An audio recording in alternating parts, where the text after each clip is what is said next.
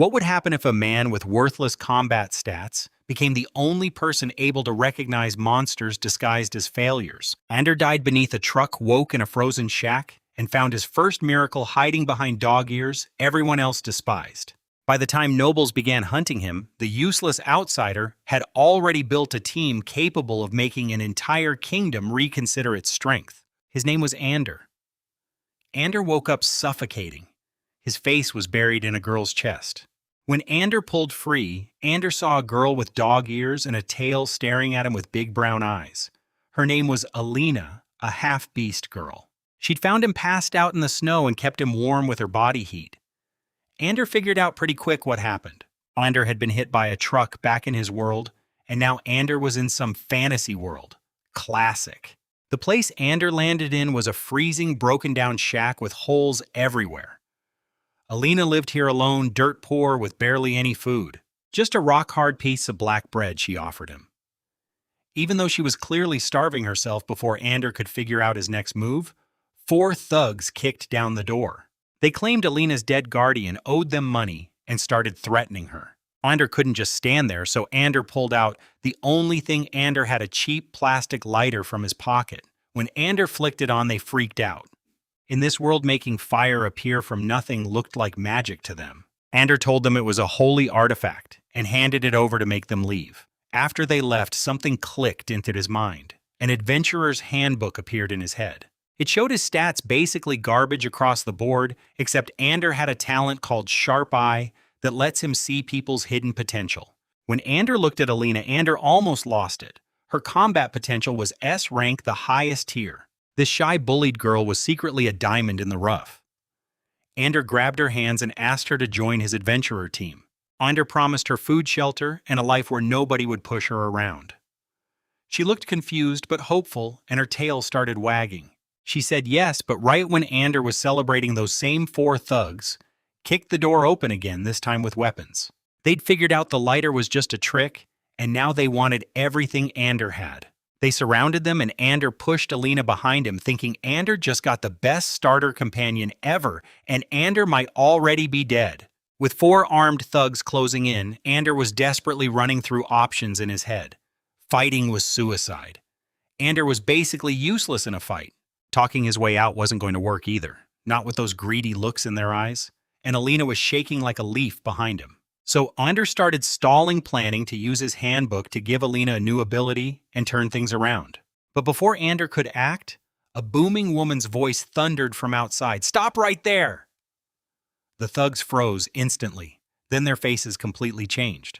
Their eyes literally turned into heart shapes, and they started falling over themselves with compliments rushing outside like lovesick puppies. Ander poked his head out to see this Miss Nana. They were fawning over, and his jaw hit the floor. She was a nearly 2 meters tall, green-skinned orc woman, built like a tank, with tusks and arms thicker than his legs. But the thugs were treating her like a supermodel. That's when it hit him. Beauty standards in this world are completely backwards. Alina, who Ander think is cute, is considered ugly here. And this hulking orc lady is their idea of gorgeous.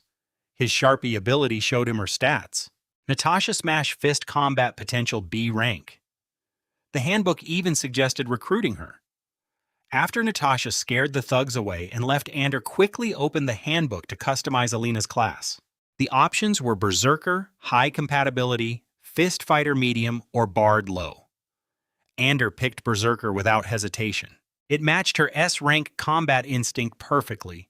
The moment Ander confirmed, Alina shivered and something wild stirred inside her. She gained 2 skills, Tracking and Berserk mode, which temporarily boosts all her physical stats, but leaves her drained afterward. Then, of course, those stubborn thugs kicked the door down again. But this time Ander was ready. Ander pointed at them and yelled, "Alina, go berserk. Fight them." Something snapped inside her. Her eyes went blood red. She let out an inhuman howl, and she tore through all 4 of them in under 10 seconds. One got bitten through his coat to the bone. Another got punched across the room. A third was kicked into a wall. The leader took a headbutt to the chest and went down hard. It was incredible until Ander realized she'd run out of enemies and was now staring at him with those red eyes. Ander screamed, "Ander was on your side." Ander was the one who feeds you. And thankfully, the berserk wore off. She collapsed from exhaustion, completely confused about what just happened. Once she was safely resting, Ander got to work. Ander took his lighter back from the leader's pocket, then stripped all 4 thugs of their warm coats and pants, calling it compensation for emotional damages and property destruction. Ander picked the cleanest set and put it on. After hours of nearly freezing to death, that warmth almost made him cry. The 4 thugs crawled away into the snow. Good riddance. His adventurer's handbook rewarded him for the whole encounter, rated at B rank, and gave him 2 stat points. Ander put 1 into strength and 1 into toughness. Alina's combat instinct also jumped to 5%, and Ander gave her bonus point to strength. With the copper coins Ander looted from the thugs' pockets, Ander sent Alina out to buy food. She came back with rock-hard black bread and some ugly root vegetables, then cooked them into a gray paste, using a cracked pot over their tiny fire pit. No salt, no oil, nothing. It tasted like spoiled glue mixed with dirt. But she looked so proud of herself that Ander gave her a thumbs up and choked it all down. That night was brutal. Even with the stolen coats, Ander was freezing. Alina quietly scooted over and hugged him from behind to keep him warm. That's when an idea hit him, his lighter. In a world where people need flint and tinder to make fire, a one-click lighter could be worth real money. Next morning, they went into town. The whole way there, people stared at Alina with open disgust, whispering insults, and avoiding them like they carried a disease. She shrank smaller with every step. Ander couldn't take it, so Ander grabbed her hand and told her straight. She was special, her ears were cute, her eyes were bright, and she was one of a kind. She started crying, happy tears, her tail wagging so fast it was almost a blur. At the general store, Ander put on his best smooth talker act and sold the lighter as a miniature flame storage device from the mysterious East. The shopkeeper tried lowballing him, but between his sales pitch and his natural charm, Ander got 30 silver coins for it. Then they went shopping. Food first, fresh bread, smoked meat, turnips, charcoal, and even salt. Then Ander took Alina to the blacksmith and bought her a used leather armor, set a helmet, and an iron sword. For myself. Ander just got a wooden shield and a short spear. Ander was not the fighting type. His job is to stand in the back and give orders. Back at the shack, Ander cooked dinner myself. Smoked meat stew with turnips and bread. When Alina tasted it, she nearly cried again.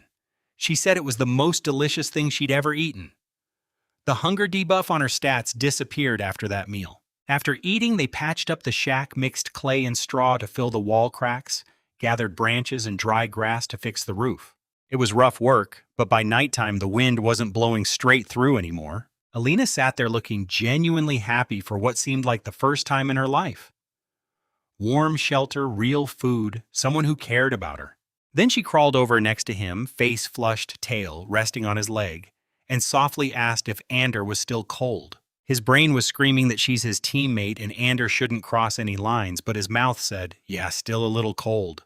Didn't matter. Before Ander even finished the sentence, she was already fast asleep, snoring away. Ander woke up with Alina curled up in his arms, drooling a little, and nuzzling his chin in her sleep. Cute. But Ander had to focus. Training came first. Ander got her up early and started what Ander called scientific training. Really, it was just the radio calisthenics Ander had done every morning at school back in his old world. Stretches, arm swings, leg kicks. Alina followed along looking like a confused duck flapping its wings. But they both warmed up, so it worked. Then they ran laps around the shack. She jogged easily while Ander nearly died from his garbage stamina. Afternoons were weapon practice. Ander gave Alina her new sword and told her to swing it 1,000 times.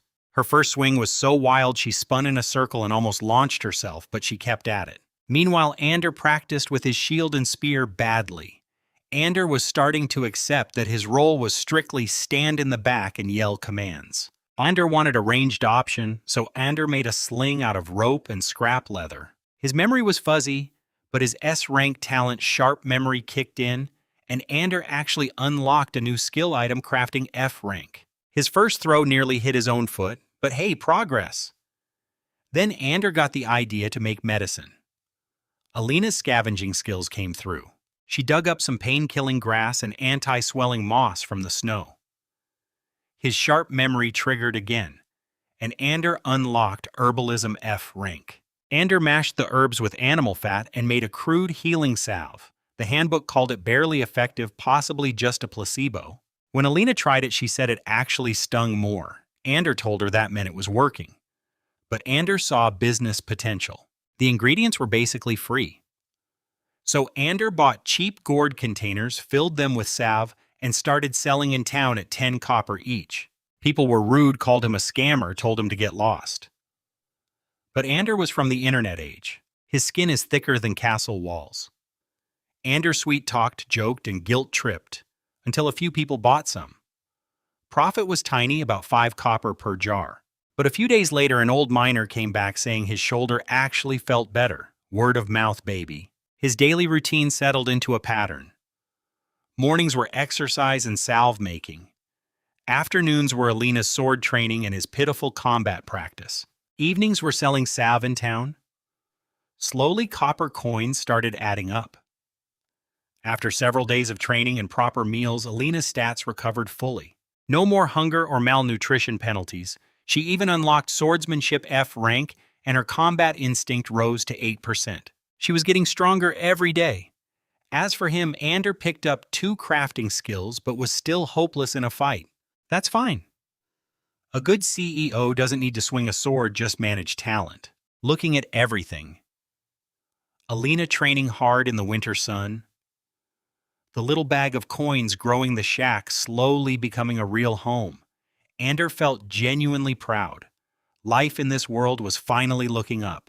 Then Ander dropped a sling stone on his own toe and spent the next minute hopping around in pain. Alina stopped her sword, practiced, tilted her head, and asked with barely hidden amusement, "Are you okay? Want him to put some salve on it?" Things were going well for a while. Alina's sword skills were improving. She could swing 2-0 times a day without breaking a sweat, and her combat instinct hit 10%.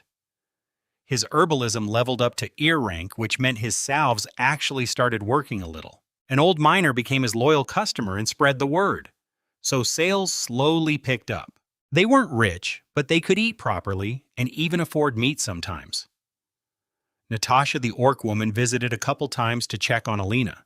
She was impressed that Alina had beaten those 4 thugs and even gave her some fighting tips.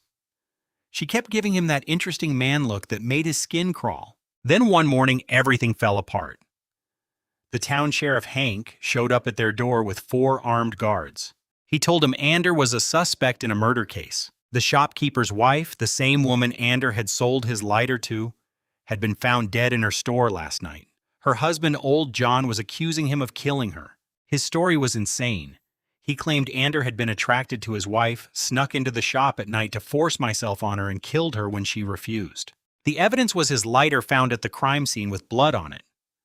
Ander nearly choked. Him attracted to that middle-aged shopkeeper. The accusation was beyond ridiculous, but the lighter being there was a serious problem. Ander convinced the sheriff to let him go to the scene and confront his accuser face to face instead of being hauled straight to jail. He agreed. Ander think even he found the story hard to believe. At the shop, old John was in hysterics, screaming for him to be hanged. Then right on cue, the garlic-nosed thug from before limped out of the crowd to testify that the lighter was definitely his. Ander stayed calm and pointed out the obvious. Yes, the lighter used to be his, but Ander sold it to the dead woman for 30 silver coins over 10 days ago. It being at the scene proved it was her property, not that Ander had been there. Old John screamed that his wife would never spend 30 silver on such a thing, and that he'd never heard of the purchase. That struck him as very suspicious. 30 silver is a lot of money. How could a husband not know about it? Something was off about this whole setup. Old John's reaction felt rehearsed, and the thug showing up as a witness was too convenient. Ander was being framed, and the real question was, who actually killed that woman? And why was Ander chosen as the scapegoat? Ander needed to figure out the answer fast. With a murder charge about to land on his head, his brain kicked into overdrive. Every detective show Ander had ever watched started flooding back. Kid detectives, crime dramas, the works. Ander started by asking the sheriff some questions. The shopkeeper's wife had been stabbed in the chest, and her expression showed anger and surprise, like she recognized her killer and couldn't believe what was happening. That was his first clue. Then Ander asked old John if any money was missing from the shop. He stuttered and said no. Ander jumped on that immediately. If Ander was supposedly there to rob or attack her, why would Ander leave without taking anything? And why would Ander go home and wait to be arrested? The sheriff started rubbing his chin. Even he could see that made no sense. Then came old John's ridiculous claim that Ander was attracted to his wife. This was where Ander pulled his most shameless move ever. Ander grabbed Alina, held her by the shoulders in front of the whole crowd, and launched into a passionate speech about how her ears were perfection, her tail was magnificent, and her beauty was beyond anything these ordinary people could understand. Ander declared that a man with taste as refined and unique as his would never look twice at a conventional woman like the shopkeeper's wife. The crazy thing, it actually worked. The townspeople started nodding along. Yeah, if he's into the dog girl, he probably wouldn't go after the shopkeeper's wife. Even the sheriff agreed his unusual taste was actually evidence in his favor. Alina turned bright red, but looked thrilled. Old John started panicking. That's when Ander switched to gathering information. Ander asked the crowd if anyone had noticed anything strange about old John lately. A woman with a basket immediately piped up. She'd seen him hanging around with gamblers, including Garlic Nose and his gang. That was the missing piece. Ander pointed straight at old John and channeled his inner kid detective. The truth is only one. You're the real killer. Ander laid out the whole theory. Old John got deep into gambling debt. He tried to steal money or the lighter from the shop to cover his losses. His wife caught him. They fought and he killed her in a rage. That's why her face showed surprise. She never expected her own husband to do it. Then he and Garlic Nose cooked up a plan to frame him, the outsider with no connections. Old John collapsed on the spot, crying and confessing everything. The sheriff's face went dark, and he ordered both Old John and Garlic Nose arrested on the spot. The whole crowd stared at him like Ander performed a miracle. The guy they'd looked down on. The weird outsider living with the ugly dog girl had just solved a murder case in minutes. Walking home, Alina stuck close to his side, looking at him with stars in her eyes. "You were amazing," she whispered, her tail gently brushing his arm. Ander stroked his chin like a seasoned detective and said, "Just basic stuff. No big deal." The handbook rewarded him again for solving the murder. 2 more stat points which Ander dumped into strength and toughness as usual. Best part was learning that brain work counts too, not just fighting. That suited him perfectly. After the case, life got really good. Ander stopped wasting time exercising and focused entirely on his medicine business. His herbalism hit E rank and sales took off. Even people from nearby villages came to buy his salves. Income went from a few dozen coppers a day to a steady 1 or 2 silver coins, enough to match a carpenter's wage. Ander upgraded everything. Better food meat every day, a big clay pot permanently simmering bone broth with chunks of meat and vegetables on the fire. Alina could eat hot soup the second she finished training. Ander hired a carpenter to properly fix up the shack with a real door. No more freezing at night. Alina was thriving. Her swordsmanship climbed to rank. Her combat instinct hit 15%, and all her base stats improved significantly thanks to proper nutrition and daily training. His own skills progressed too. Herbalism reached D rank and item crafting hit. But then Ander hit a wall. D rank skill with only 1 recipe was useless. Ander needed new formulas and better ingredients. Ander visited the town's herbalist hoping to learn from him. He basically told him to get lost. He only takes local kids as apprentices, not weird outsiders who hang around with beast girls. So much for that. The herb supply around town was drying up too. Ander was stuck in a rut, complaining about it out loud when Alina spoke up. She knew a place, the Black Forest west of town. She'd snuck in there once when she was starving and found glowing plants that looked valuable. But it was dangerous. She'd nearly been caught by a giant wolf. That was all Ander needed to hear. Glowing herbs in a dangerous forest. That's real adventuring. Time to stop playing shopkeeper and actually go on a quest. Alina's training needed a real test. Anyway, Ander checked their stats. Alina's numbers looked solid. Strength 10, agility 8, toughness 9 with multiple combat skills. Ander was still mostly useless in a fight, but Ander gotten a bit tougher, good enough for a support role. Ander ran to the secondhand shop and bought myself leather armor, a helmet, and 2 small daggers. Ander used his crafting skill to sew sheepskin lining inside both their helmets for warmth. Alina wagged her tail when she tried hers on. They packed dried meat, bread, and water, checked all their weapons, and got ready. The next morning at dawn, they geared up and headed west toward the black forest half hidden in fog at the edge of town. Alina looked nervous but excited, gripping her sword tight. Ander looked at his little wooden shield and silently prayed. Just give them something Alina can fight that's worth good money. That's all Ander asked. The black forest looked like a giant dark beast crouching in the snow. They could hear wolves howling and strange creatures screaming deep inside. Ander tightened his armor, grabbed his shield, and told Alina to stay close, then realized Ander was the support, not the fighter. So they swapped positions and she took the lead.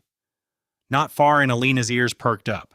A horned rabbit, white as snow, but the size of a fat cat, with a sharp black horn on its head, burst from a snowbank and charged straight at her. Before Ander could even shout a warning, she sidestepped and cut it clean in half with one swing. E-rank swordsmanship was no joke. Ander skinned it on the spot. Good meat for soup, and that horn could be crafted into a decent blade. While searching for herbs, Ander got lucky with his sling and knocked a fat bird thing off a branch. Near where it fell, Ander spotted some black mushrooms with white spots growing in a dead tree's roots. Alina warned him they were poisonous, but his sharp memory skill identified them as flycap mushrooms, a natural paralysis agent that breaks down with heat.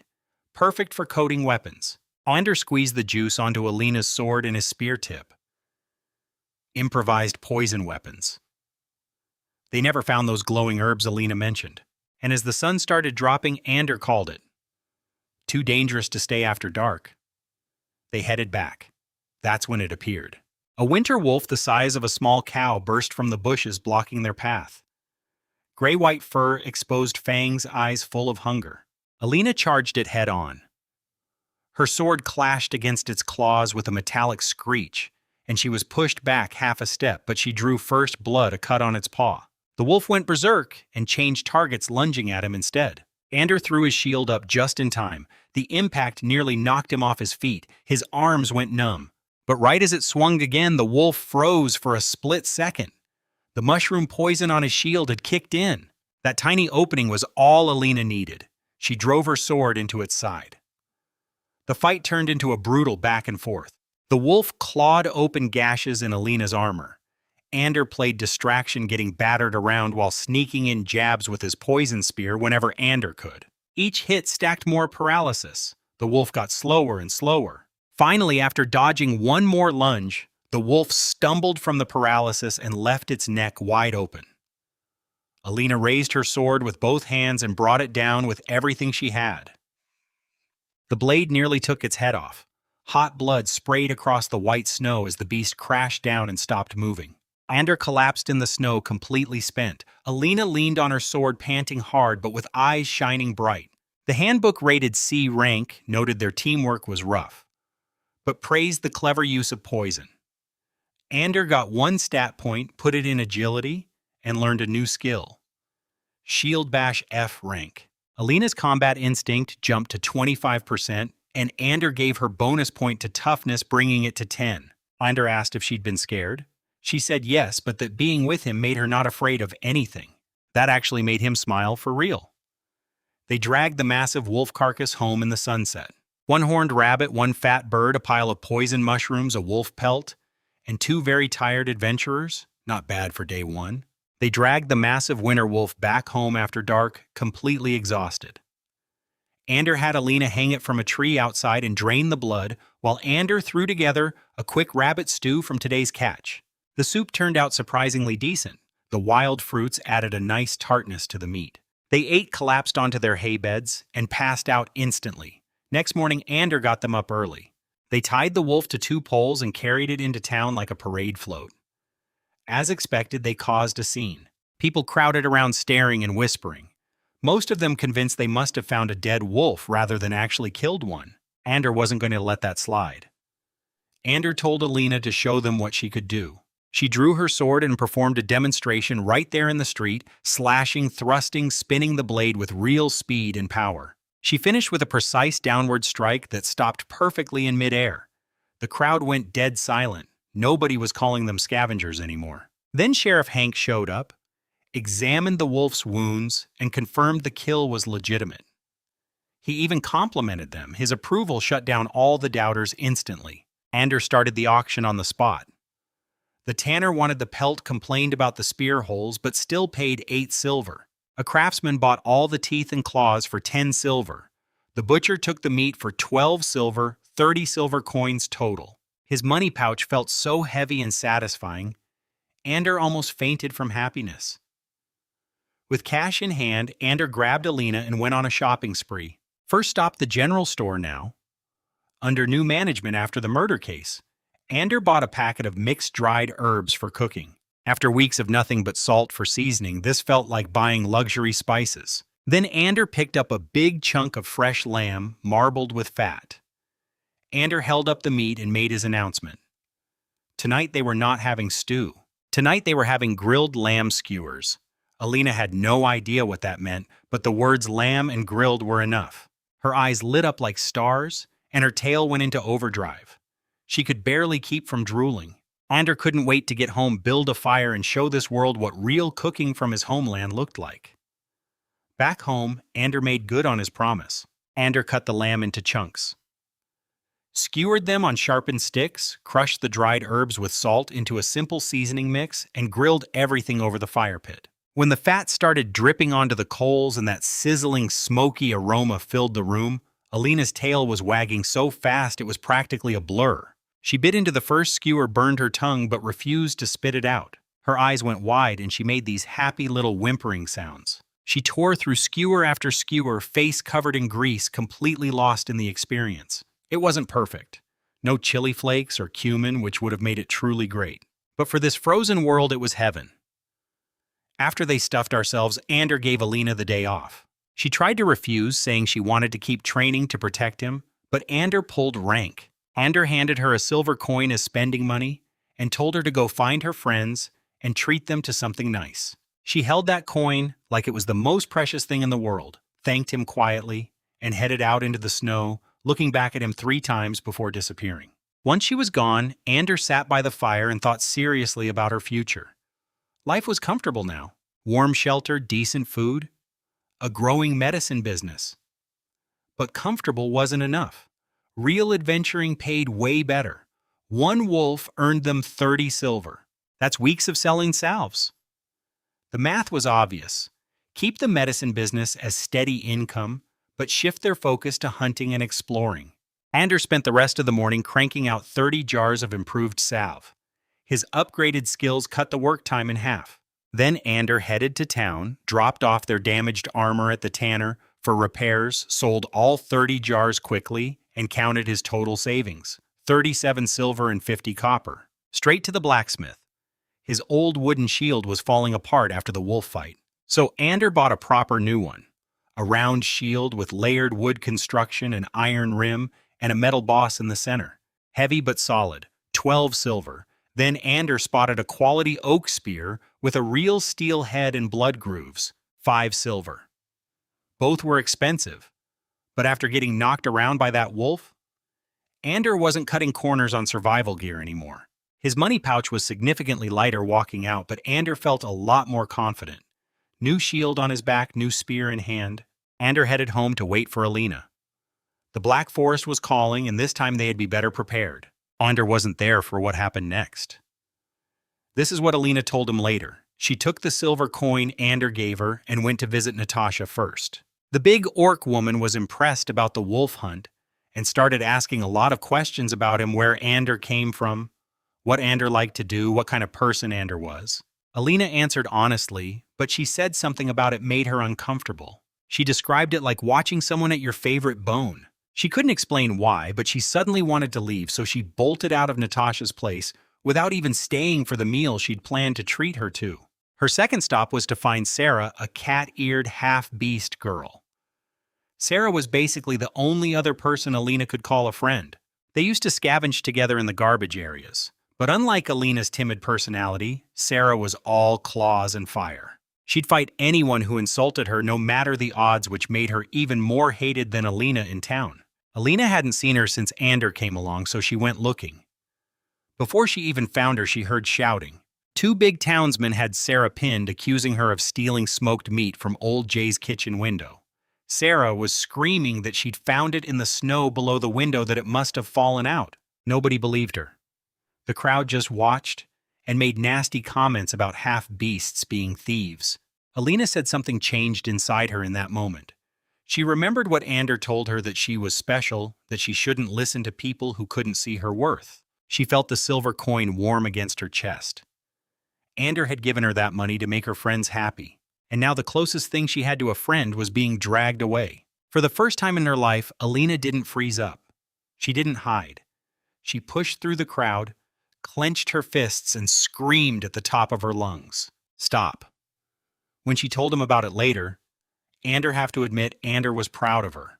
That wasn't the scared girl Ander had found shivering in a broken shack. Something in her was really changing. Ander was sitting by the fire counting his coins when Alina burst through the door in a panic, dragging a scrawny cat-eyed girl behind her. The girl had black fur ears, green cat eyes, and a puffed-up black tail. She looked like a cornered stray. Alina was nearly crying as she explained. Her friend Sarah, a cat half-beast, had been accused of stealing meat from a window. Two men grabbed her, and when Alina tried to intervene, they shoved her and said horrible things that triggered something in her. She drew her sword and cut one of them. Just a scratch on the arm, but still a weapon on a civilian. Before Ander could even process this, Sheriff Hank was at his door. Ander went into full damage control mode. Ander argued that those men had no authority to grab anyone. That's the sheriff's job. They shoved Alina first, making her response self-defense. And if Alina had truly meant harm, she could have done far worse. The sheriff had seen what she did to that wolf. Ander framed the whole thing as Alina bravely standing up against bullies and gave Hank credit for being the kind of fair leader who'd see through this. Hank grumbled about his twisted logic, but let it slide since the injury was minor. He told him to keep Alina's weapons sheathed in town. Ander agreed enthusiastically and privately told Alina that next time she should use her fists instead of a blade. Hitting someone is a scuffle, but drawing a weapon makes it a crime? Meanwhile, Ander had already used his sharp eye on Sarah. What Ander saw made his heart race. A rank combat potential and a stealth potential. A natural-born rogue and scout. This starving stray cat was another hidden gem. Sarah tried to leave, but Ander stopped her. Ander offered her hot soup. The smell alone froze her in place. She hadn't had a warm meal in who knows how long. She sat down and demolished a whole bowl in seconds, making little purring sounds without realizing it. Ander casually suggested she stay with them. She almost refused on instinct. She was used to being alone, trusting nobody.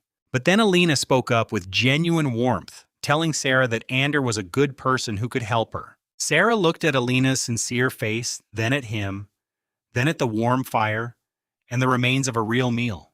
After a long silence, she whispered the tiniest, "Okay, 3 residents in this little shack."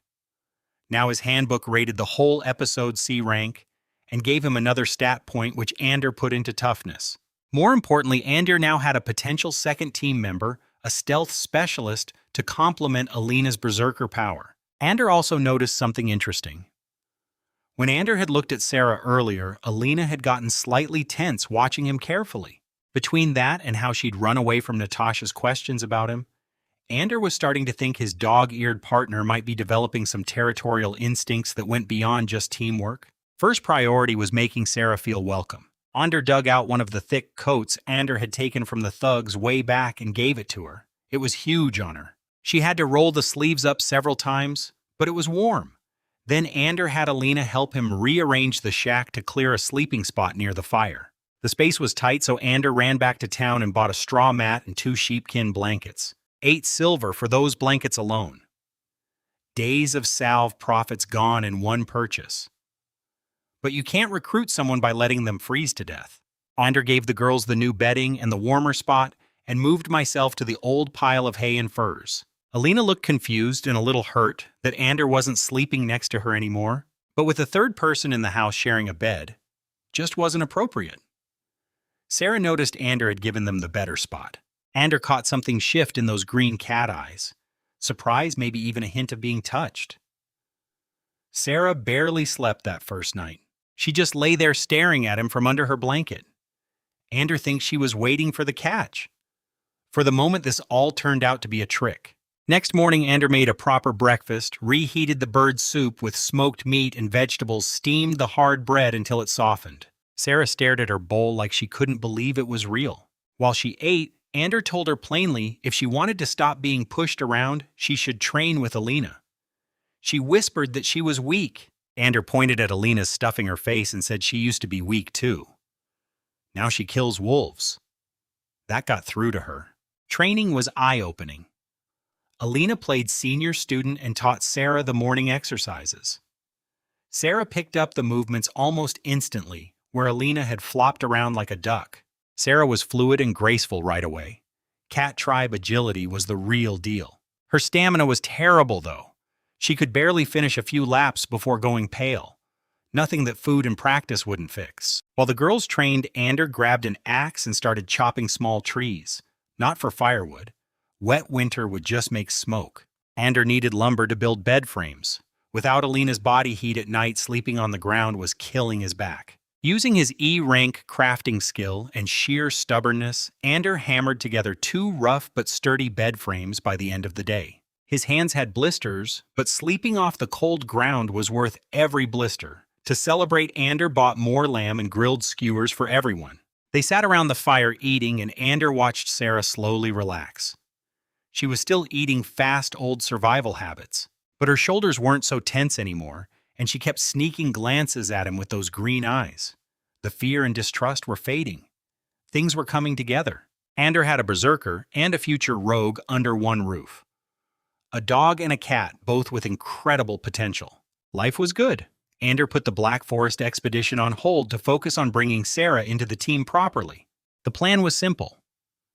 Feed her, train her, earn her trust. With winter getting worse, herbs for his salve business were harder to find. Ander assigned Alina to herb gathering duty. Her B-rank scavenging skill made her a natural. She'd head out every morning with a basket and somehow always came back with enough. Afternoon, she continued sword training. Meanwhile, Ander started Sarah on basic fitness, the same school exercises Ander taught Alina. Sarah's flexibility and balance were incredible, like a real cat. But her strength and stamina were way behind Alina's. No rush, though. After several days of warm meals, safe shelter, and patient training, Sarah's walls finally started coming down. One afternoon, she quietly said, "Thank you." When Ander handed her soup, that was his signal. That evening, Ander formally asked her to join the team. She looked at him, then at Alina, who was nodding enthusiastically beside her. After a pause, she said yes. Ander activated the handbook, and her profile appeared. Her stats confirmed what Ander had hoped. Agility at 12, way higher than anyone else. Plus that a stealth talent already at 10% awakening. The job options were impressive too. 6 choices compared to Alina's 3. 2 had extremely high compatibility, Thief and Ranger. Ander picked Ranger. They needed a ranged fighter badly. His sling was a joke. And the Ranger's wilderness survival and scouting abilities were perfect for forest expeditions. The moment Ander confirmed, Sarah gasped as power flowed into her. She gained 3 skills instantly: Scouting C, Precision Aiming D, and Fencing F. The AA potential was paying off already. For equipment, Ander couldn't afford heavy armor, and it would slow her down anyway, so Ander got creative. Ander took the thugs. Old coats had Alina pound the stuffing tight, and sewed beast hide over the chest. A makeshift padded armor light, warm and decent enough protection. The process even leveled his item crafting to deer rank. Then came the expensive part. Ander bought her a hunting bow for 10 silver and a quiver of arrows. His wallet cried, but when Sarah tried the bow with her precision aiming skill, every single arrow hit the target on her very first attempt. Not all center shots, but 0 misses. Ander thought about his own sling accuracy and wanted to cry for different reasons. Alina's ears drooped, watching this, clearly feeling threatened. Ander quickly patted her head and reminded her she's the frontline warrior who took down a winter wolf. Completely different role. One, you're the most special. Later, her tail was spinning again and she was shooting smug looks at Sarah. Ander also crafted a short sword from the horned rabbit's horn as Sarah's backup weapon. She tried a few moves using her new fencing skill, clumsy but functional. Ander told her to focus on archery first. Then Ander coached her shooting form, correcting her stance and grip. Based on videos Ander vaguely remembered. This required some hands-on adjustment which turned Sarah's ears bright red. Meanwhile, Alina stood nearby, pouting hard enough to hang a bucket from her lip. Through the awkwardness, Sarah unlocked Archery F rank, basic but proper technique at last. Looking at his team, a berserker with S rank potential and a ranger with AA potential, Ander felt like things were really coming together. The Black Forest was waiting, and this time they had be going in as a proper 3-person squad. His salve business hit a wall. The town was small, people weren't getting hurt as often in winter, and sales dropped hard. Meanwhile, Ander had 2 teammates who ate like bottomless pits. Alina trained harder every day and ate accordingly. Sarah was making up for years of starvation. Money was flowing out with nothing coming in. Time to go back to the Black Forest. They headed out at dawn. Him with his round shield and new spear, Alina with her sword, and Sarah in her custom-padded armor with her hunting bow. On the way in, they ran into some local hunters who warned them about an iron-backed boar in the western woods. Ander filed that away for later. Ander coated everyone's weapons with his mushroom paralysis poison. Then they set formation, Sarah on point as their scout, him in the middle, Alina guarding the rear. Sarah's scouting skill was a game-changer. She spotted a fat forest pheasant hiding in bushes, drew her bow and dropped it with one clean shot to the neck. Then she nailed the horned rabbit, then another pheasant mid-flight. She was like a hunting machine. Every arrow found its mark. Alina, meanwhile, was sulking hard. Her lips stuck out further with every kill Sarah made. She had nothing to fight. Ander patted her shoulder and reminded her that when something big showed up, she'd be the one they needed. Sure enough, a winter wolf appeared, but this time it took one look at them and ran away. Alina drew her sword, wanting to chase, but Ander held her back. Don't chase wolves into their own territory. They headed home with 3 pheasants and 5 horned rabbits. Not bad for a safe, easy hunt. Back at the shack, Ander started processing the kills. His sharp memory kicked in again, and Ander unlocked a new skill, butchering F rank. Another free life skill from just doing things. Ander kept the fattest chicken and 1 rabbit for dinner, then sold the rest in town. 2 pheasants for rabbits. All the skins and horns totaled up to 10 silver and 50 copper. Not wolf money, but almost 0 risk and very efficient. Sarah's scouting was the key to the whole operation. Ander bought supplies and headed home feeling great. Then Ander opened the door and got hit by the worst smell. Alina had decided to cook dinner as a surprise. She'd seen him add wild fruits to soups before, so she dumped every single fruit she'd gathered that day into a pot with chicken meat. Unripe, once overripe, once things that had no business being in food. Sarah was sitting next to her, looking genuinely impressed by Alina's cooking. Both of them stared at him with bright, eager eyes waiting for praise. Ander tasted it. The flavor was an explosion of sour, bitter, astringent, and numbing all at once. It was a crime against food. His stomach tried to reject it immediately, but those 2 hopeful faces were looking right at him. Ander forced a smile that probably looked more like a grimace and said, "Very creative." Next time, Ander would handle the cooking. After the cooking disaster, Ander banned everyone from the kitchen and took the team back to the Black Forest. Same safe strategy. Stick to the edges. No deep exploration. Sarah was incredible again.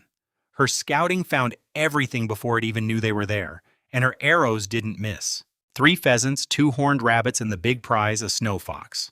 The thing was nearly invisible in the white snow, but Sarah spotted it and put an arrow straight through its eye socket, keeping the fur completely undamaged. Her archery leveled up to Ander rank right there. Alina, on the other hand, had nothing to do and was getting grumpier by the minute. Her only kill was a fat squirrel that ran past her feet. She reflexively chopped it clean in half with her sword. They all stared at the 2 pieces in silence. Ander awkwardly said, "Nice work," while thinking the fur was completely ruined. On the way home, they bumped into Natasha. She was shirtless in the freezing cold, casually carrying a massive iron-backed boar on one shoulder like it weighed nothing. Several grown men behind her were struggling to carry a smaller one between them. She made a point of flexing in front of him, showing off her muscles and her kill, giving him that look again. Ander praised her as fast as Ander could and practically ran away, dragging both girls behind him. The snow fox skin was perfect. The leather worker nearly lost his mind when he saw it. 20 silver coins. No haggling needed. Combined with selling the other game, it was a very profitable day. Over the next few days, hunting became routine. Sarah's skills kept the small game flowing and steadily. Then they hit the jackpot. Sarah wounded a large antler deer with a poisoned arrow. The toxin slowed it down, and Ander finally got to use Alina. Her tracking skill led them right to the collapsed deer, and Ander finished it off with his spear. The three of them dragged that heavy thing back to town, where it sold for a massive 50 silver coins. Ander was counting his money with a big smile when someone knocked on the door. The town's tax collector, grinning from ear to ear, informed him that hunting large game required paying a 40% tax, 40% of his beautiful 50 silver coins. Even in a fantasy world, you can't escape the tax man. The tax collector's smiling face was scarier than Natasha's tusks. He explained that the Black Forest belongs to the local baron, and hunting large game means paying 40% tax. Small stuff like birds and rabbits was fine, but wolves and deer pay up. Ander handed over 20 of his 50 silver coins, trying not to cry. But he also mentioned something useful. A monthly hunting permit for 20 silver that covers unlimited kills of any size. No extra tax. Ander did the math fast. One big catch would pay it back. Two would mean pure profit. Ander ran straight to the town office and bought the permit. Next day, they headed into the forest full of confidence. Permanent pocket. Sarah's bow ready. Alina itching for a fight. What could go wrong? Everything. Sarah spotted a horned rabbit and shot it clean, but the second it hit the ground, the bushes exploded. A massive bare brown fur, red eyes starving from a bad hibernation, burst out, swallowed the rabbit whole in 2 bites bones, and all then locked eyes on them. This wasn't a wolf. This was a real monster. Thick hide, enormous strength, and desperate with hunger. Running was pointless. Bears are faster than people and can climb trees. Ander screamed orders. Alina flanked left.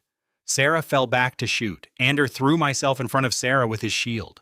Sarah's first poisoned arrow hit the bear's shoulder but barely penetrated through the fat and fur. It just made the thing angrier. The bear swung its massive paw at him. The impact was like getting hit by a car. Ander flew several meters through the air and crashed into the snow. His left arm went numb with blinding pain. The shield had deep claw marks gouged into it. Alina seized the opening and slashed the bear's side, drawing blood, but the wound was shallow. The bear spun and swatted her sword clean out of her hands, then sent her tumbling through the snow. Sarah fired her second and last poison arrow at the bear's face. It hit the cheek instead of the eye.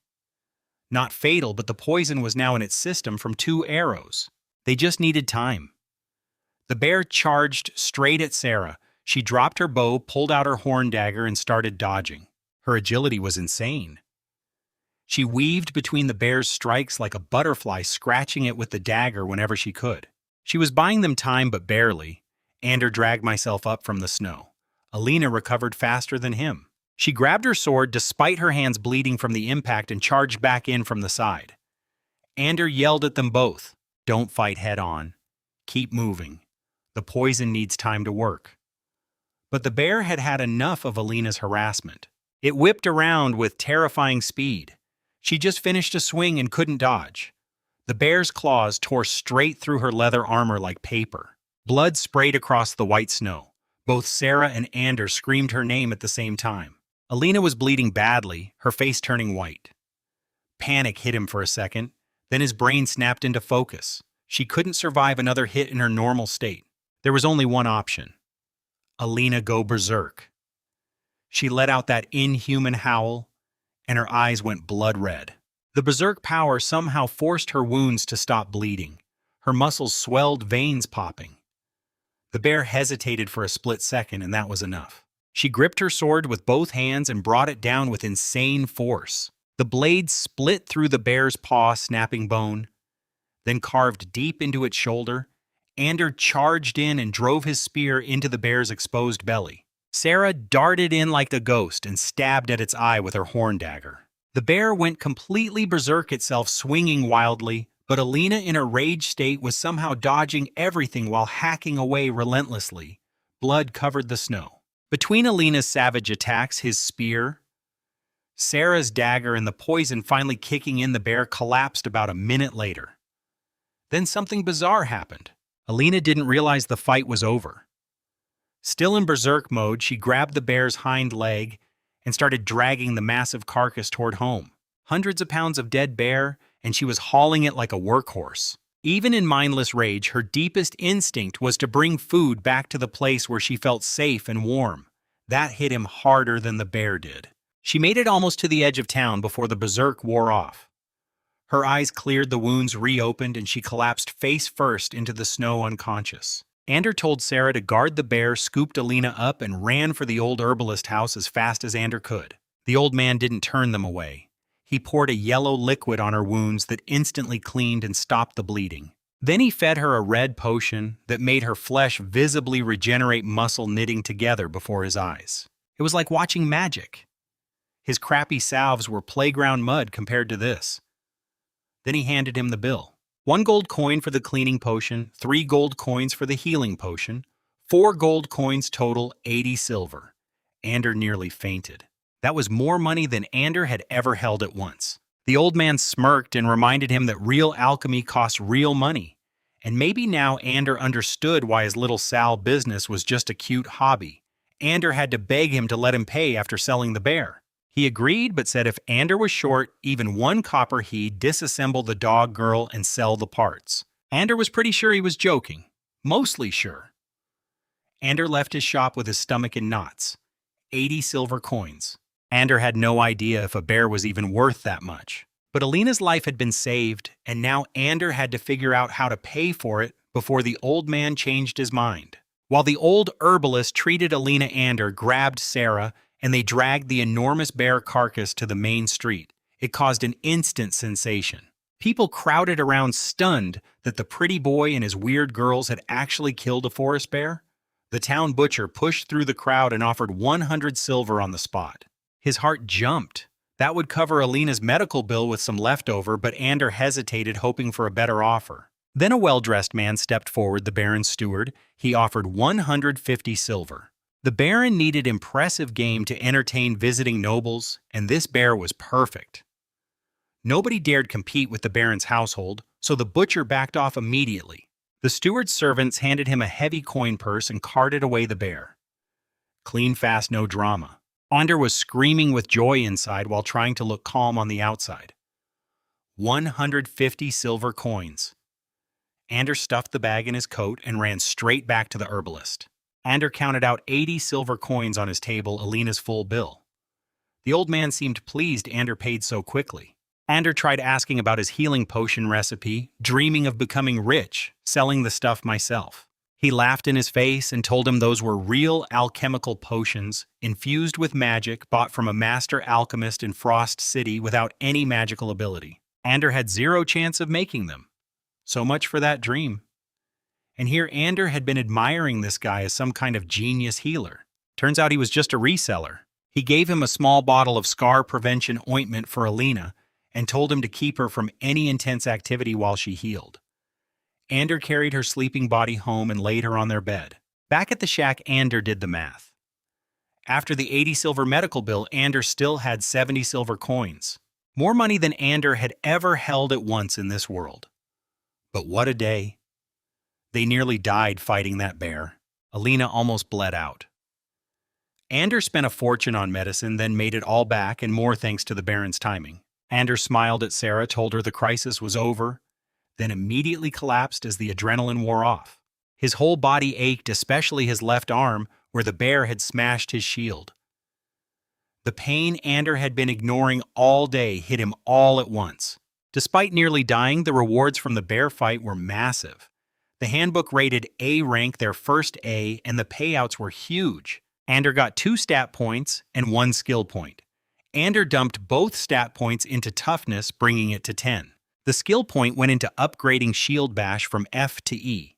Instantly, new techniques for using the shield flooded his mind. Alina's combat instinct jumped to 45%. Her swordsmanship rose to D rank and she got 2 stat points plus a skill point. Ander put her points in a strength and upgraded her berserk from E to D, her most important ability. Sarah's stealth talent hit 30% awakening and she also got 2 points in a skill. Ander boosted her toughness. She was too fragile and upgraded precision, aiming from D to C. For the next 2 days, they entered rest mode. Ander played full-time nurse for Alina, changing bandages, feeding her soft bread soaked in broth. She slept most of the time but recovered fast. His own arm healed quickly too, thanks to his homemade sal. That actually made him furious. If his cheap sal worked this well, Ander had been massively underpricing it. Ander could have been charging 10 times more this whole time. Sarah spent her 2 silver coins of pocket money on a pile of dried fish which she hoarded like a squirrel. She'd sit by Alina's bed munching fish and keeping watch. It was adorable. Once his arm recovered, Ander started serious combat training with Sarah as his sparring partner. Her agility of 12 versus his 6 mint. She demolished him at first. Her wooden practice stick would zip past his shield from impossible angles and poke him everywhere, arms, shoulders, backside. She'd tilt her head and say, "Enemies won't slow down for you," with that little smirk, but Ander kept at it day after day. The shield bashy knowledge in his head slowly translated into muscle memory. His blocks got tighter, his timing improved, and Ander learned to use the shield size to cut off her attack angles before she could strike. After several days, something clicked. Sarah started having real trouble getting through his defense. Every time she lunged, his shield was already there. And the instant she pulled back, his practice stick would snake out for a counter hit, forcing her to retreat. She tried circling around him, but Ander learned to pivot with the shield fast enough to track her. They were actually fighting evenly. Him, the guy with garbage stats, holding off the girl with 12 agility. It was the magic of the shield and thrust style. Every defensive video game player knows when your reflexes are bad. Hide behind a big shield and poke. It works in real life too. Sarah got competitive about it, her cat eyes narrowing as she pressed harder. "Don't get too cocky," she warned, her attacks getting sharper. But Ander was grinning like an idiot behind his shield. For the first time, Ander actually felt like Ander could hold his own in a fight, at least defensively. Looking at everyone's updated stats, their little team had come a long way. His toughness matched Alina's at 10. Alina's strength hit 12 with her combat instinct at 40%. Sarah's precision aiming reached C rank with her stealth at 30%. They were no longer the desperate, starving nobodies who'd stumbled together in a freezing shack. They were becoming a real adventuring party. Alina healed up fast. Within days, she was bouncing around wanting to train again. But Ander made her rest a bit longer, while Ander continued sparring with Sarah. Once Alina was fully recovered, Ander let her join practice. The difference between fighting her and Sarah was night and day. Sarah was quick and tricky. Her strikes came from weird angles. Alina was raw power. Every swing of her practice stick felt like getting hit by a sledgehammer through his shield. His arms went numb after just a few blocks. Ander even got cocky enough to have them both attack him at once. That lasted about 10 seconds before Ander was on the ground begging them to stop hitting him. Alina rushed over, worried she'd hurt him, and Ander shamelessly grabbed her hand, pretending to be in pain so she'd rub his arms. Sarah saw right through it but smirked anyway. Then the Baron's steward showed up at their door. The Baron wanted to see him alone. At the manor, Ander found the Baron sitting in a warm stone hall decorated with animal trophies. In his hand was his old lighter, the one Ander had sold ages ago that eventually became murder evidence and then got confiscated. He asked about it, and Ander fed him the same magical fire device from the mysterious East story. He loved it. Said he was going to give it to the king as a rare gift. His disposable plastic lighter was becoming royal tribute. This world never stopped surprising him. Then he got serious. His logging camp, the one that supplies charcoal to Frost City for the king, was being attacked by an old bear. Workers had been dragged off. The camp was shut down and he needed the problem solved fast.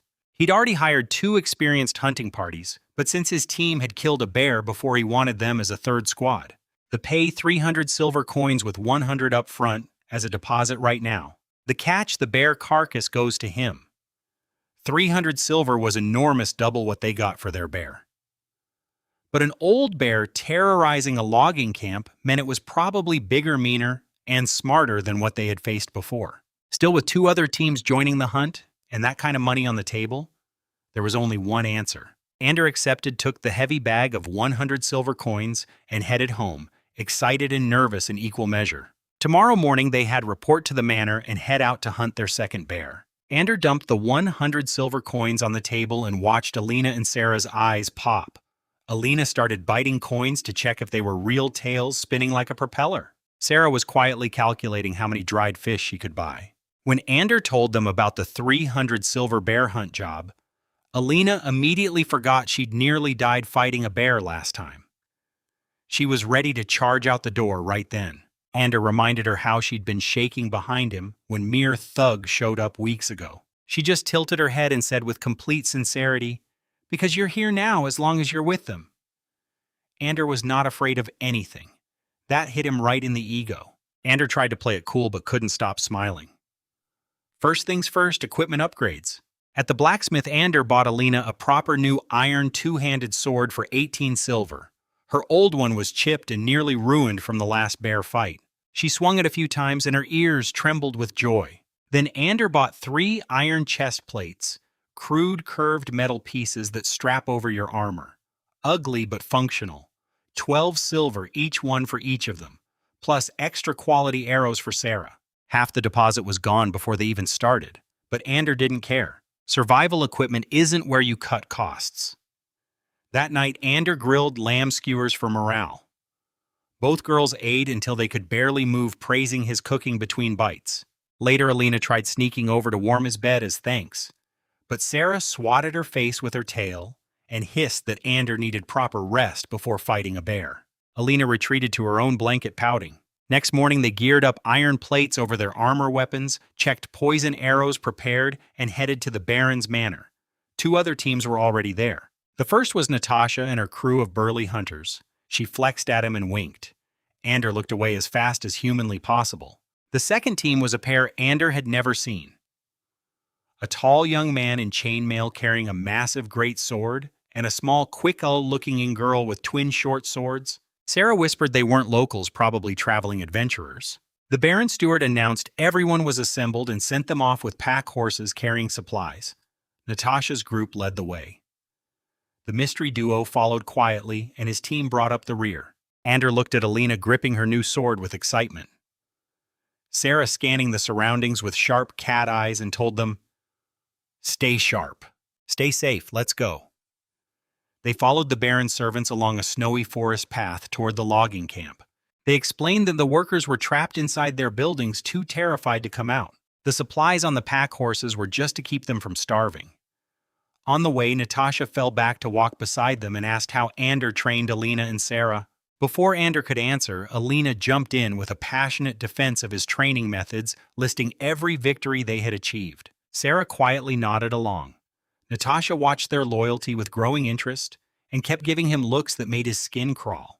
The mysterious duo at the rear stayed silent the whole time. The girl with twin swords seemed to be eavesdropping, though. As they got close to the camp, the air started smelling like wood and blood. Sarah climbed a tree to scout ahead and her face went pale. There's a bear inside the camp, a huge white bear. Then the wind shifted, carrying their scent, and the horses sent straight toward the camp. A roar shook the forest. Sarah screamed from her perch. It spotted them. It's charging. Everyone scrambled into combat positions. Sarah drew a poison arrow. Natasha's hunters spread out with bows and javelins. The quiet duo finally drew their weapons. The man gripping a massive great sword, the woman pulling twin short swords. Then Ander saw it and his blood went cold. This was nothing like the bear they had fought before. This thing was over 3 meters tall when it reared up. Its fur was ghostly white, its eyes blood red. Every step it took shook the ground and left craters in the snow. If Ander tried blocking this thing with his shield, Ander had be flattened into paste. Sarah's poison arrow hit its shoulder but barely sank in. The fat layer was too thick. The hunters launched arrows and javelins, but most bounced off. Only Natasha's thrown spear actually punched into its chest, making it stumble for a second. Then the white bear reared up on its hind legs and slammed both front paws into the ground. Natasha screamed for everyone to dodge. Ander didn't understand why, but Ander trusted her instinct and shoved Alina sideways. They both dove into the snow. A split second later, massive stone spikes erupted from the ground right where they had been standing. Each one was half a person tall, razor sharp, shooting up like deadly pillars. They missed them by inches. Ander could feel the cold air off them on his back. Ander lay in the snow, heart hammering, staring at the forest of stone spikes behind him. This bear could use magic. It had actual combat abilities. This wasn't a hunt anymore. This was a boss fight. And Ander was seriously starting to think the Baron's 300 silver was less a reward and more a funeral payment. The white bear surprised everyone. After launching those ground spikes, it turned and ran into the deep forest instead of pressing its attack. The mystery duo reacted first. The swordsman charged after it with the twin-blade girl right behind. Natasha slapped his back hard enough to nearly knock him over and explained this was an earth bear. It couldn't use that spike ability back to back. They had to kill it now, or it would terrorize not just the camp, but the whole town. They all gave chase. The bear was fast, even wounded, disappearing into the trees. But between the old hunter's tracking experience and Alina's C-rank tracking skill, sniffing out its trail, they stayed on it. Sarah's scouting from the treetops kept catching the bear's ambush attempts before they worked. The bear realized it couldn't shake them. It turned and charged straight at them. Everyone engaged. Natasha's team threw their last javelins. The greatsword guy was landing devastating hits, deep cuts that cracked bone. His partner darted around, slashing at weak spots. Alina circled, looking for openings. Sarah rained arrows from above. Ander stayed back with his shield ready.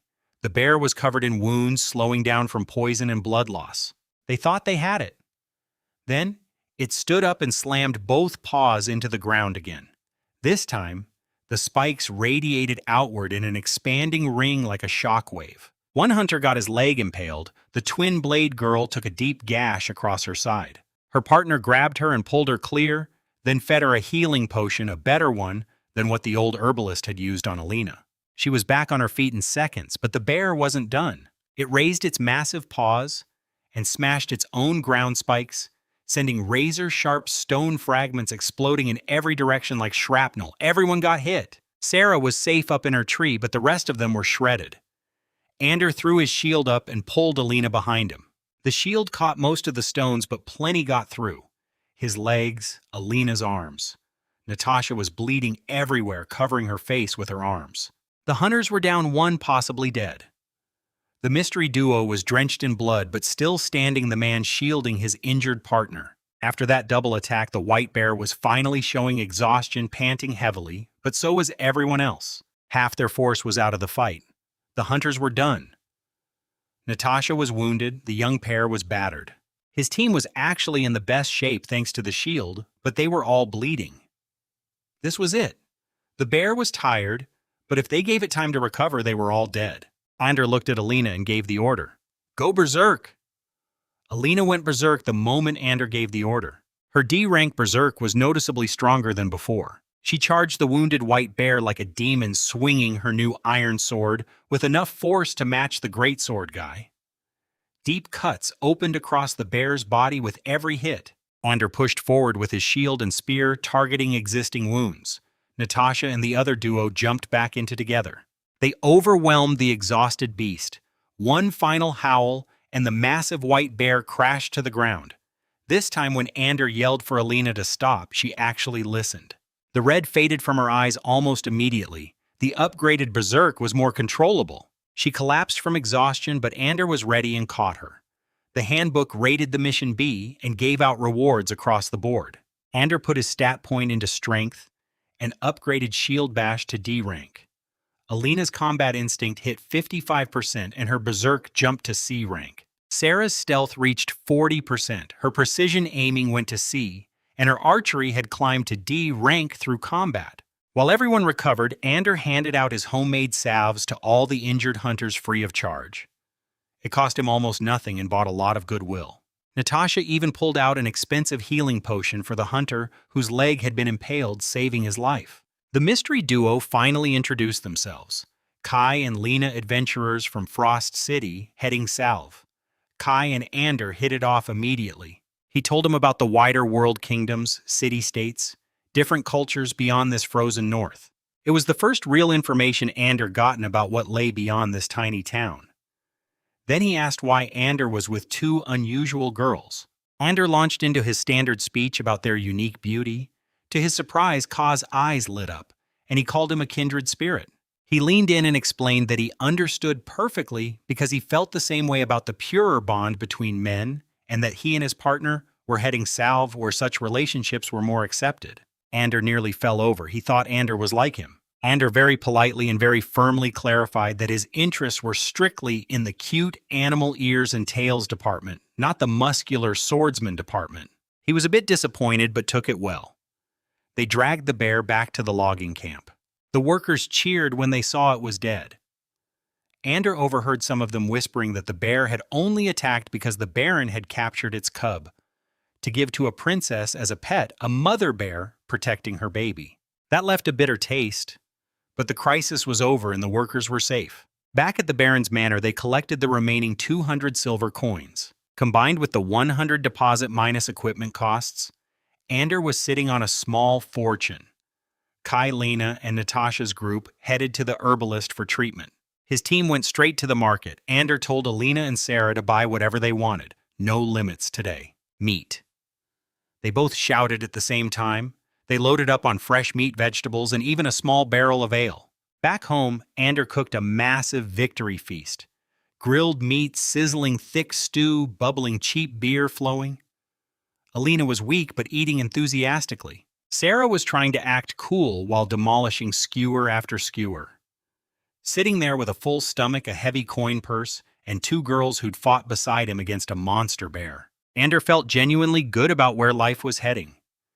As long as Ander could forget about a certain swordsman who now thought of him as a fellow traveler on his particular romantic journey. Before leaving town, Kai treated them to dinner at the local tavern. He still couldn't understand why Ander wasn't heading to Frost City to register as an official adventurer. He said their skills were more than enough. Ander made excuses about needing more training, but really Ander had just been comfortable playing it safe in this small town. Kai and Lena left the next morning heading south.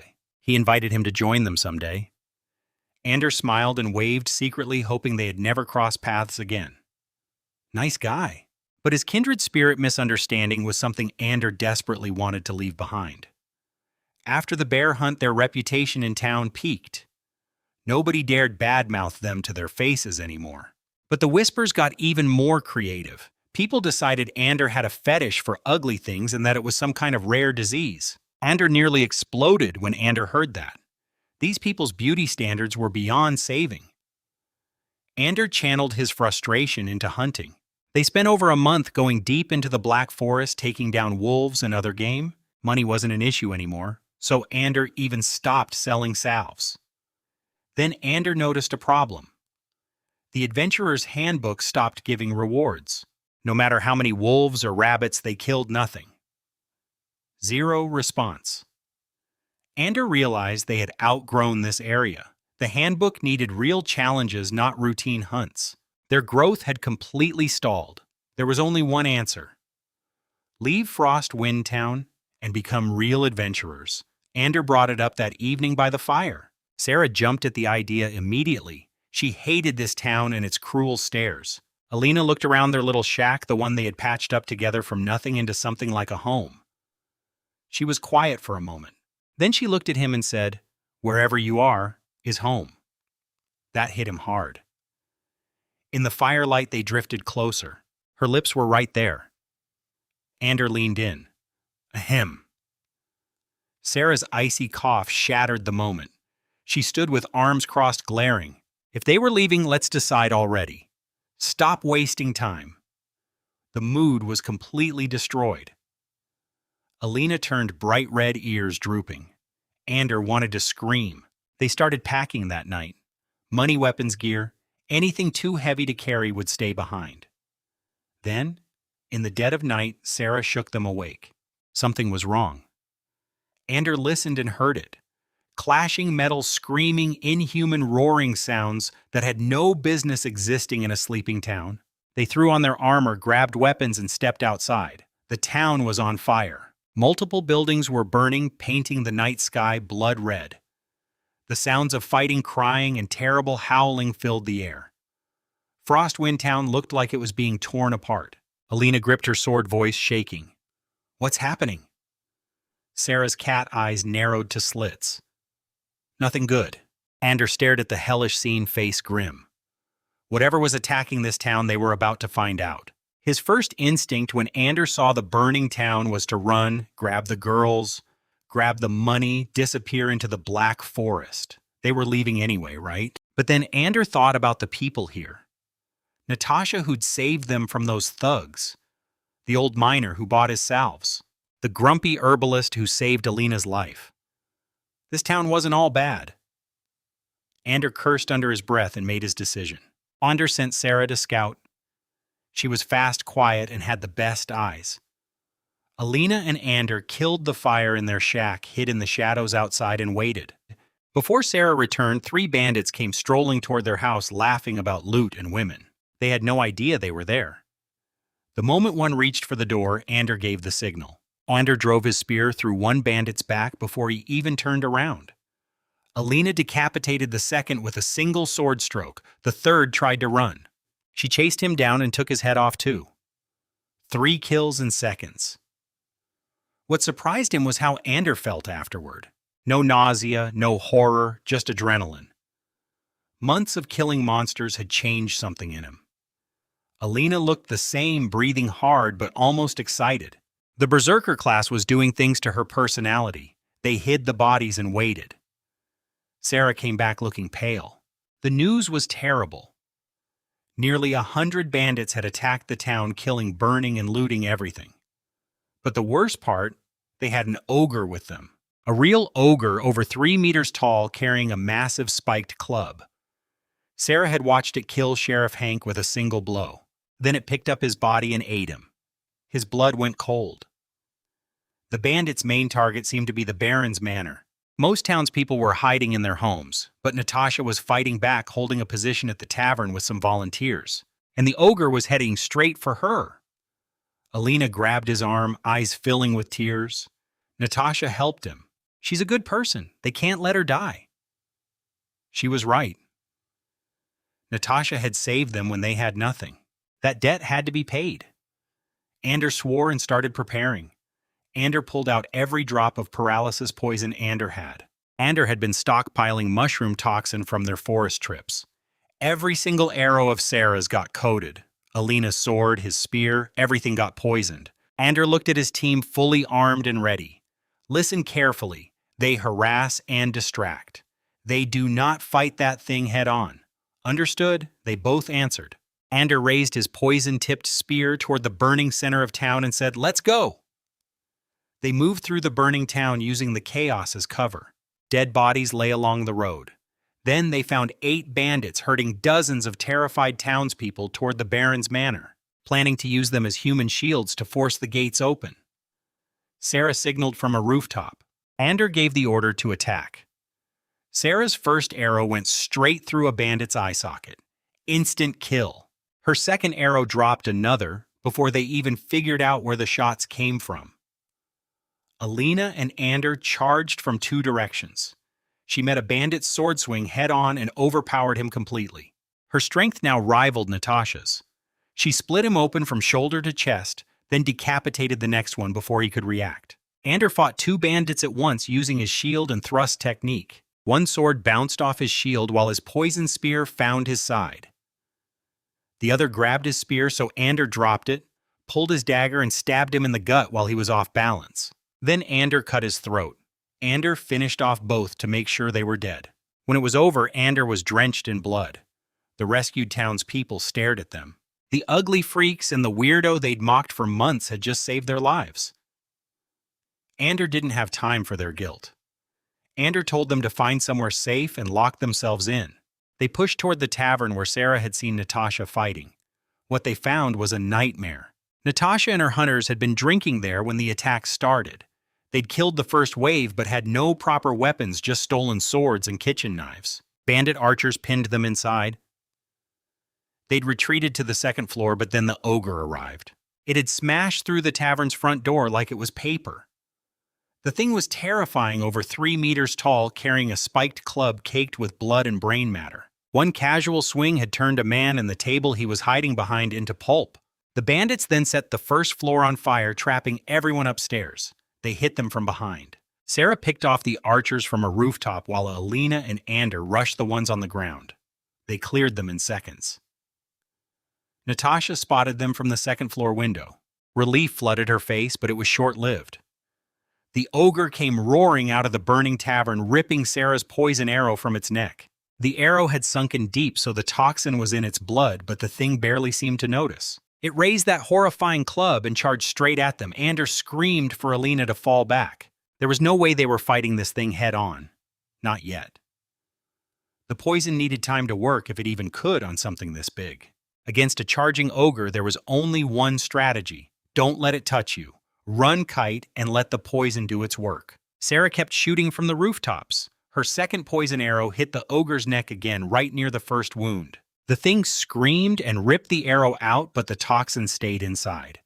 Its running and rage were pumping the poison through its bloodstream faster than normal. Within moments, the ogre started stumbling. Its feet dragged. The massive club swung wild, missing them by meters. Then it crashed to the ground like a falling building, shaking the earth beneath them. It tried to get back up, but couldn't. The paralysis had its nervous system locked down. No heroic duel, no flashy finishing move, just smart use of poison and patience. Ander gave the order. Alina stepped up, gripped her blood-soaked sword with both hands, and brought it down on the ogre's thick neck. The head flew off, eyes still burning with rage. Ander picked up the severed head on his spear tip and carried it to where Natasha and the survivors had escaped the burning tavern. When Ander dropped it at their feet, everyone went silent. Natasha, her hunters, the townspeople, they all stared at them like they were seeing them for the first time. The ugly girls they'd mocked for months had just killed the most terrifying thing any of them had ever seen. With the ogre dead, the remaining bandits scattered. They helped Natasha's group push toward the Baron's manor, where the main attack had already been repelled. The Baron's walls had held, and the bandits had fled. The Baron invited them inside, shared his healing supplies with the wounded, and told them his theory. The raid wasn't random. Someone had sent these organized, well-equipped bandits to destroy the town's charcoal supply, political enemies. Then he offered him the position of town sheriff, replacing the one the ogre had killed. Ander turned it down immediately. They were leaving. He accepted gracefully and gave them a farewell gift. 30 gold coins. That's 600 silver plus 3 fine wool undergarments. Ander had been prepared to walk away with nothing. So this was an incredible bonus. 30 gold coins meant they could buy emergency healing potions. That was essentially extra lives. The handbook rated the whole night a rank. Massive rewards poured in. Ander got 2 stat points, a skill point, and learned a new move, Shield Slam, which stuns enemies on hit. Ander pushed his strength to 10 and upgraded Shield Bash to C rank. Alina's combat instinct hit 60%. She learned Cleaving Strike, a sweeping attack that hits multiple targets. Her swordsmanship jumped to C rank. Ander boosted her strength and toughness even higher. Sarah's stealth hit 55%. She learned rapid shot firing, 2 or 3 arrows in quick succession. Her precision aiming reached B rank. Ander increased her agility and toughness. They said goodbye to Natasha. She slapped his shoulder hard enough to leave a bruise and threatened to hunt him down if Ander ever mistreated the girls. Alina's eyes got red, saying goodbye. Even Sarah gave a small nod of acknowledgement. Back at their little shack, Sarah quietly washed the blood off their faces and hands. The room was warm and peaceful. Ander looked around one last time at this place. The cracked walls they had patched with mud, the fire pit that kept them alive, the hay beds where they had slept through so many cold nights. Then Ander turned away without hesitation. Let's go. Their real adventure starts now. Frost City, the capital of the Northern Kingdom, was something else entirely. Massive gray stone walls coated in ice, a steady stream of merchants and adventurers at the gates, guards in quality fur armor checking everyone who entered. Alina's jaw dropped. Sarah's eyes went wide. Ander just shook his head. If they thought this was impressive, they'd lose their minds seeing skyscrapers from his old world. Getting through the gate was easy enough. The guards gave Alina and Sarah some looks, but didn't make trouble. Big city guards have seen everything. The cold inside was brutal, though even worse than Frost Wind Town. Now Ander understood why the Baron's charcoal supply was so important. Without fire, this city would be unlivable. His first priority was finding a place to stay, and that's where reality hit. Even the cheapest flophouse beds cost 30 copper a night. A private room was 1 silver per person. For 3 people, that would drain 90 silver a month just on sleeping. Absolutely not. Plus, they couldn't cook in a hotel. When they tried the local northern-style stew at an airy, even Sarah, who used to eat raw garbage, wrinkled her nose and said it was terrible. Alina whispered that his cooking was way better. Ander had spoiled them both. Ander switched on the charm and started chatting up friendly-looking older women in the market asking about cheap rentals. The pretty boy talent worked wonders. They couldn't help themselves, gushing with suggestions. Ander found a small stone Inwood house in a quiet corner of the outer city. 1 room, a big wooden bed, and a working fireplace for both heating and cooking. 10 silver a month, firewood not included. Ander paid 3 months up front, 30 silver. They cleaned the place out immediately. Ander had Alina throw the disgusting old hay bedding into the fireplace and burn it. Then Ander sent her to buy firewood while Sarah and Ander went shopping. Ander splashed out on 2 thick patchwork fur blankets instead of cheap hay. 20 silver total, but they'd last longer and wouldn't breed bugs. They grabbed a new cooking pot bowls, salt-smoked ham-bread, vegetables, and flour. Back home, Ander fired up the hearth and cooked a proper ham and vegetable stew with real seasoning. The girls practically melted with happiness eating it. After weeks of travel rations and awful restaurant food, a home-cooked meal felt like luxury. Then came the sleeping situation. 1 bed? 3 people. Ander cleared his throat and suggested they had need to share for warmth and space efficiency. Ander graciously offered to sleep on the edge to protect them. Alina agreed without a second thought. She was used to huddling together from their early days. Sarah shot him a look that said she knew exactly what Ander was doing, but she didn't object either. So there Ander was lying on soft, warm furs. Alina already asleep on his left, breathing softly. Sarah curled up on his right with her back to him. The faint scent of the girls and warm fur filling the room. Ander stared at the ceiling, silently torn between feeling incredibly lucky and incredibly tested. This new chapter of their adventure was off to a very comfortable start. Ander woke up with dark circles under his eyes. Sharing a bed with 2 girls sounds great in theory, but sleeping was another matter entirely. After a quick breakfast of reheated ham soup with bread chunks, they headed to the Adventurers Guild. The building was impressive stone construction with a sword and shield banner out front. Inside it was packed with armed people drinking, bragging, and checking job boards. The smell was a lovely mix of beer, tobacco, leather, and body odor. Alina shrank into herself the moment they walked in. Sarah did the opposite. Chin up, eyes sharp, radiating "don't mess with him" energy. But honestly, nobody cared about them. In this business, strength is all that matters. Nobody judges your looks if you can get the job done. At the registration counter sat a woman who was extremely muscular, arms thicker than his legs, but her voice was surprisingly gentle. Registration was 20 silver per person. Ander nearly choked.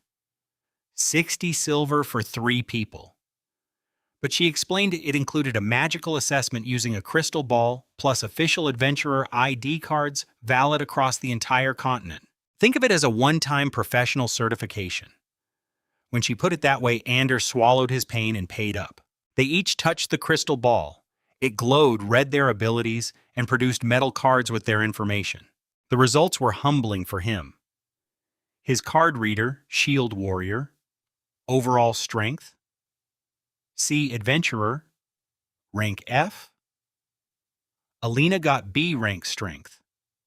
Sarah got C. Ander was the weakest member of his own team. The card didn't have a Category 4 tactical genius or guy who tells everyone else what to do. Apparently, the receptionist mentioned they were the strongest newcomers they'd seen in a while, which was nice. She also warned that replacement cards cost another 20 silver. Ander gripped his like it was made of gold. As F-rank adventurers, they could only take beginner jobs. Ander browsed the quest board carefully. Sarah was eyeing the high-paying dangerous ones, but Ander stuck to his philosophy. Safety first, build up gradually. Ander found the perfect starter quest. Eliminate a group of 20 to 30 goblins harassing a village called Stone Creek. Half a day's travel west. Reward was 20 silver plus dinner with the village chief's daughter. The dinner part was weird, but goblins were the classic beginner enemy in every fantasy story ever. Low risk, good practice, perfect for their first official job. Ander pulled the quest notice off the board. Their real adventuring career was finally beginning. Before heading out on their first official quest, Ander made sure they were properly supplied. 3 healing potions at 3 gold each. 9 gold coins gone in seconds. It physically hurt watching that money disappear, but dying would hurt more. Then came weapons. Alina's iron sword was chipped and dull from all the battles, so Ander bought her a carbon-hardened steel sword for 80 silver. She stroked the blade like it was a puppy, tail going wild. Sarah got a proper rapier for 50 silver to replace her makeshift horn dagger. Ander upgraded to a short sword for 30 silver, better reach than his dagger for shield work, and traded his battered round shield for a bigger kite shield for 40 silver. His savings took a serious hit, but the gear upgrade was worth every coin. They headed to Stone Creek Village, a tiny place with maybe 30 houses. The village chief was desperate. Goblins had been raiding regularly, stealing crops, chickens, even salted fish. He said they'd almost kidnapped the village's prettiest girl. He pointed her out proudly. She was a tall, thick-armed woman with rosy cheeks, casually lifting a barrel bigger than her waist. She flashed him a shy smile with a full set of teeth. Ander managed not to visibly react. The quest reward had mentioned dinner with the chief's daughter. Now Ander understood why they'd included that as an incentive. This world's beauty standards continued to haunt him. Ander got the goblins' general location North Woods and they left immediately. Following tracks in the snow, they entered the forest. Sarah was supposed to be scouting but got a little careless, probably thinking goblins were beneath her attention. Then a pack of 7 or 8 goblins burst from the bushes. Small green-skinned, pointy-eared creatures with crude spears and bows. Ander braced for an attack, but instead of charging, they started pointing at him and shrieking excitedly. Pretty human. Grab him. Take the boss. White-kinned soft they like. They wanted to kidnap him for his looks. Ander was apparently attractive by goblin standards. Before Ander could even process this insult, her compliment Alina exploded with rage. She didn't even need to go berserk. The mere suggestion of someone taking her Ander sent her charging at the goblins with her brand new steel sword, eyes blazing with fury. Nobody touches her team leader, apparently, especially not a bunch of green runs who think he's pretty. The fight with the goblins outside lasted about 5 seconds. Alina, furious that they'd called him pretty and tried to grab him, sliced 2 in half before they could blink. Sarah dodged an arrow and skewered one through the throat. Ander barely had time to raise his shield before it was over. After collecting their ears as proof, they tracked the rest to a cave in the hillside. The entrance was narrow and dark. Perfect ambush territory for goblins, but terrible for them if they weren't careful. Ander took point with his shield and short sword. The narrow tunnel meant his kite shield blocked almost the entire passage. Goblins came at him with crude spears and stone axes. Everything bounced off the shield while Ander stabbed them through gaps. It was like a video game exploit. Shield up, stab. Shield up, stab. Each thrust killed one. Some tried flanking through side tunnels, but Sarah was guarding the rear. With her dark vision and rapier work, she picked them off effortlessly in the tight space. Her fencing had improved to D rank, and it showed. Alina spent the entire cave clearing, holding a torch behind him, watching them work with absolutely nothing to fight. Her tail drooped lower with every goblin that fell to someone else's weapon. They reached the main chamber, a garbage-filled room stinking of rot. Ander searched it, but found nothing valuable, just stolen moldy grain, shriveled turnips, and rock-hard salted fish. Goblins were broke. As they turned to leave, Alina spotted a hidden hole behind some garbage. Ander squeezed through and found a smaller cave containing a dozen goblin babies nursing from a large SA pig. Goblins reproduced with pigs. Ander decided to never think about that again. Ander ordered them all killed. Sarah moved without hesitation, but Alina froze. She said they were just babies and it felt too cruel. Ander spoke to her more harshly than Ander ever had. Ander told her these things would grow up to raid villages and kill innocent people. If she couldn't handle this, she couldn't be an adventurer. She needed to prove she wasn't just soft-hearted. It was hard on her. She went pale and her hands shook. But she did it. Afterward, Ander softened his voice, told her she did well and patted her head. She needed to understand that mercy toward monsters gets people killed. Ander burned everything in the cave. Bodies, garbage, all of it, to make sure no goblins could ever use this nest again. Back at the village, the chief was thrilled. He paid the 20 silver plus some bonus smoked meat. Then he started bringing out his daughter for the promised dinner date. One look at the barrel-shouldered farm girl heading his way, and Ander grabbed both his teammates and sprinted out of the village at full speed, shouting that Ander had urgent business elsewhere. The chief and his daughter stood there watching them disappear into the distance. They settled into a routine in Frost City. Wake up, cook breakfast, head to the guild, grab whatever low-level quests were available. Sewer rats, goblins, even delivering love letters for nobles. Nothing glamorous, but the steady income let them save up over 300 silver while covering living expenses. They climbed to rank adventurers through sheer volume of completed jobs. The daily grind also improved their newer skills. His shield slam, Alina's cleaving strike, and Sarah's rapid shot all went from F to E. Not from the handbook giving rewards, just honest practice against weak enemies. Then Ander spotted a quest that made his heart skip.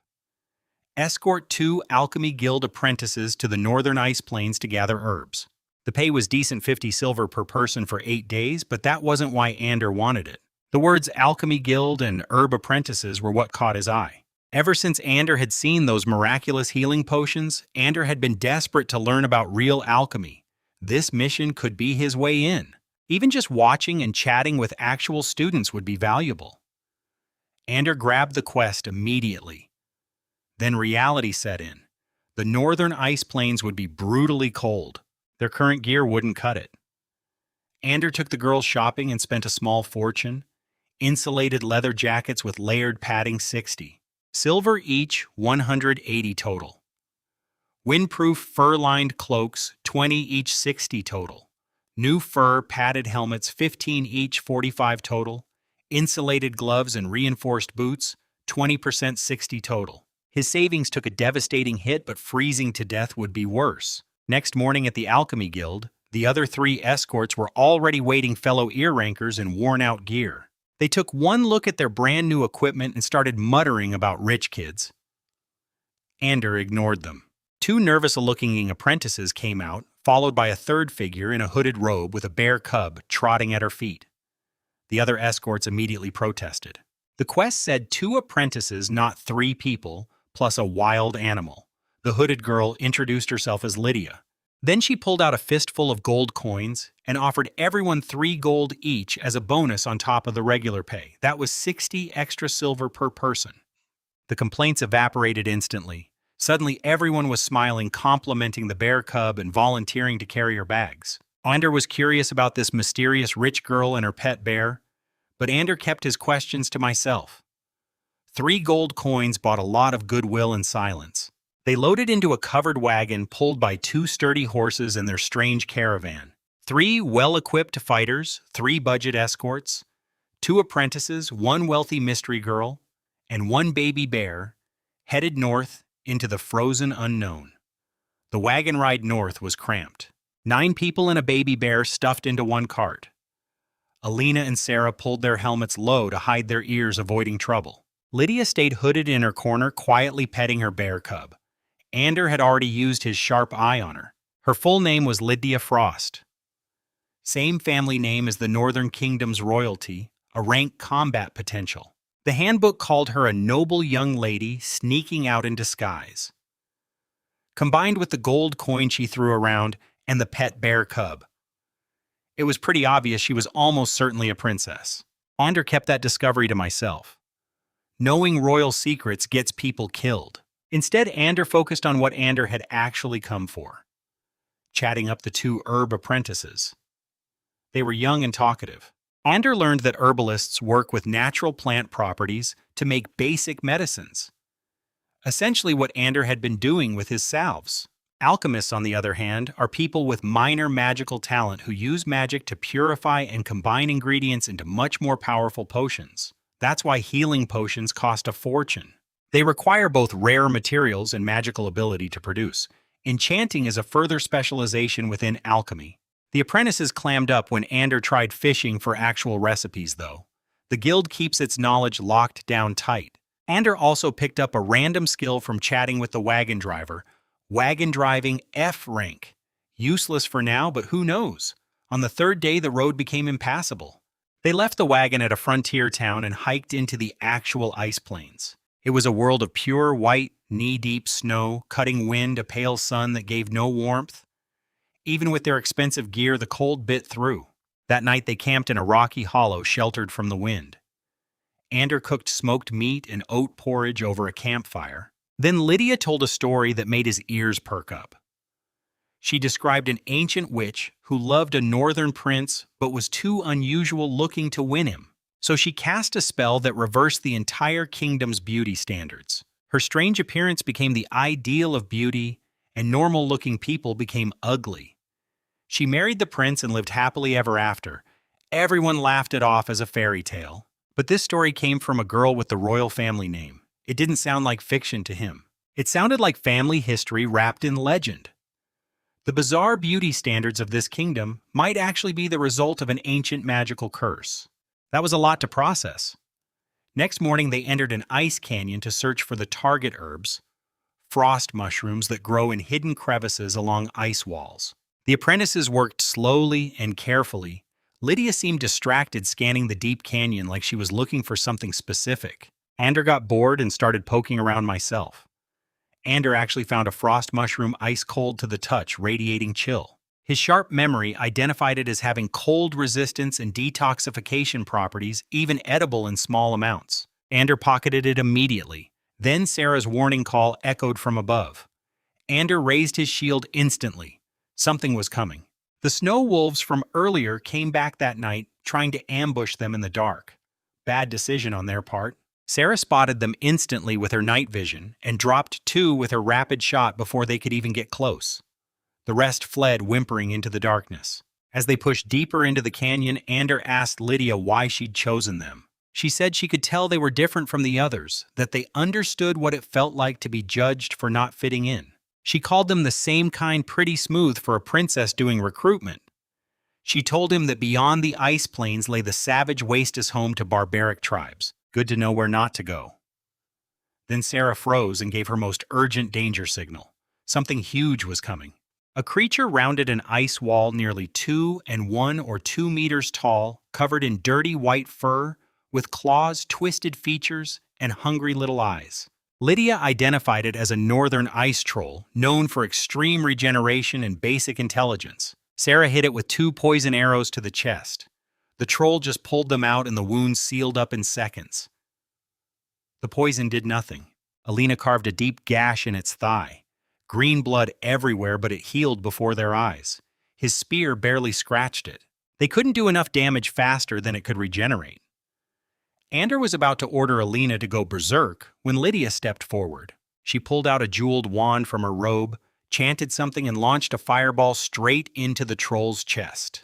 The thing screamed as its fur ignited and flesh burned. The key discovery fire stopped its regeneration. The burned wounds wouldn't heal. Ander didn't waste the opening. Ander pinned the thrashing troll with his shield while Alina went to work. One strike took out its knee. A second swing took its head clean off. Green blood fountain tained from the stump as the massive body crashed onto the ice. So Lydia was a mage. That explained everything. The confidence, the gold coins traveling alone with just a bare cub. She had real firepower backing her up. Alina was star-ruck, practically worshipping her. Sarah gave a cool nod of approval. Ander thanked her for the assist. Without that fire magic, they had have been fighting that thing all night. She downplayed it, saying it was just basic self-defense magic, and she couldn't cast continuously, so they shouldn't rely on her. They kept moving until they reached a massive, perfectly smooth ice wall deep in the canyon. Lydia pulled out an ancient-looking necklace, pressed it against the wall, and started chanting. Both the necklace and the wall glowed blue. Then the wall split open, revealing a passage that sloped downward into the earth, lit by an eerie blue glow from within. She turned to them, voice trembling slightly with excitement. "Follow him! Ander was going to show you something real, a forgotten legend of the North." Ander stared at that glowing passage leading into the unknown. This was clearly the real reason she'd come out here. Whatever was down there was worth 150 gold coins to her. Ander gripped his shield and followed her in. At the end of the passage, they found an enormous underground cavern containing a palace made entirely of ice crystal. It was breathtaking. Light refracted through the walls, creating rainbow patterns everywhere. Even Ander couldn't help being stunned, and Ander had seen skyscrapers. Lydia pulled back her hood, revealing her beautiful face, and formally introduced herself as the first princess of the Northern Kingdom. Ander pretended to be surprised, even though Ander had known since day one. She confirmed the campfire legend was real. Her great-great-great-grandmother, the legendary Witch Queen, had cursed the entire kingdom's beauty standards to marry the prince. She'd left behind a way to undo the spell passed down secretly among royal women. Lydia believed it was time to break the curse and end the discrimination against people like Alina Sera and herself. The king and the rest of the royal family had forbidden her from trying, fearing it could destabilize the kingdom, so she'd snuck out alone to do it herself.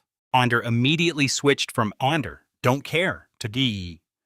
Ander was here to fight injustice, conveniently forgetting Ander had refused this exact cause just hours ago. Money changes perspectives. The first obstacle was the palace's sealed ice door. Nothing worked. Pushing magic necklace. Even Lydia's fireballs left 0 marks.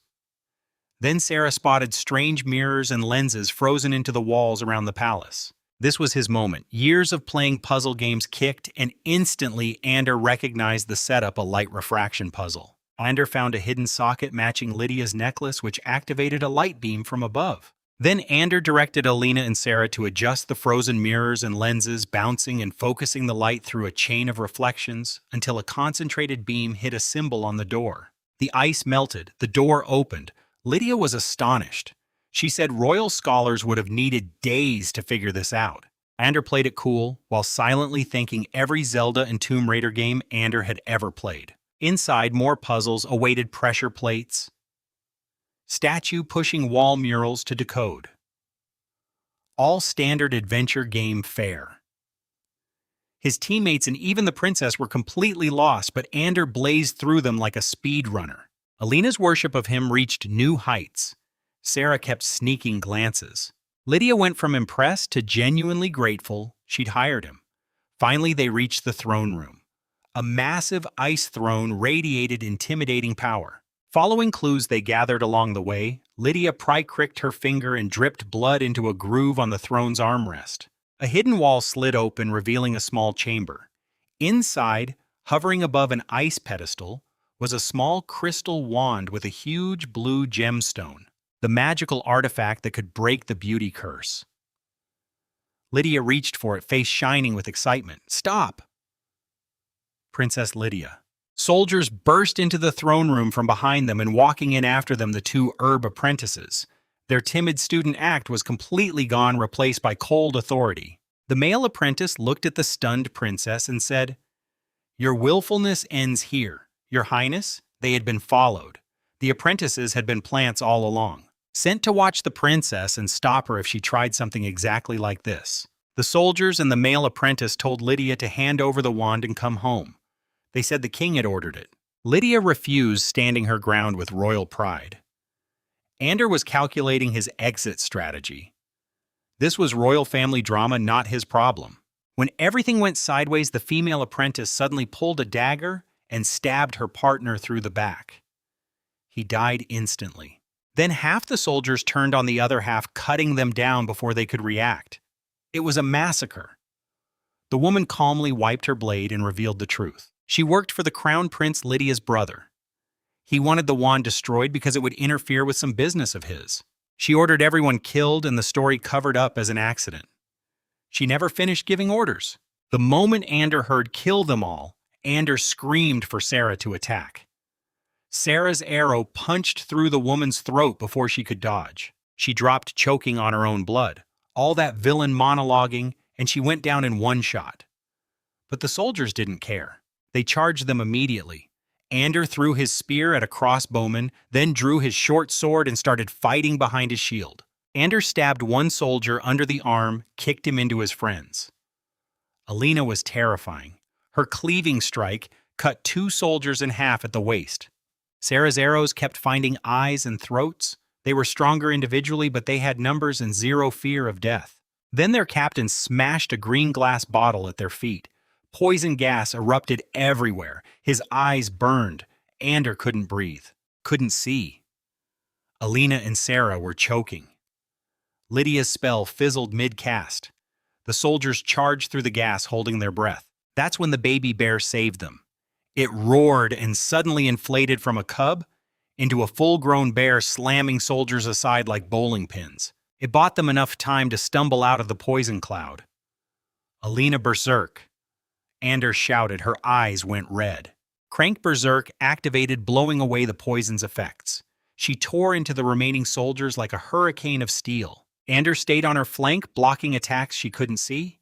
Sarah switched to her rapier, dancing through gaps in the fighting, every thrust finding flesh between armor plates. Lydia recovered enough to fireball a soldier sneaking up on Sarah, turning him into a screaming torch, but they were taking hits.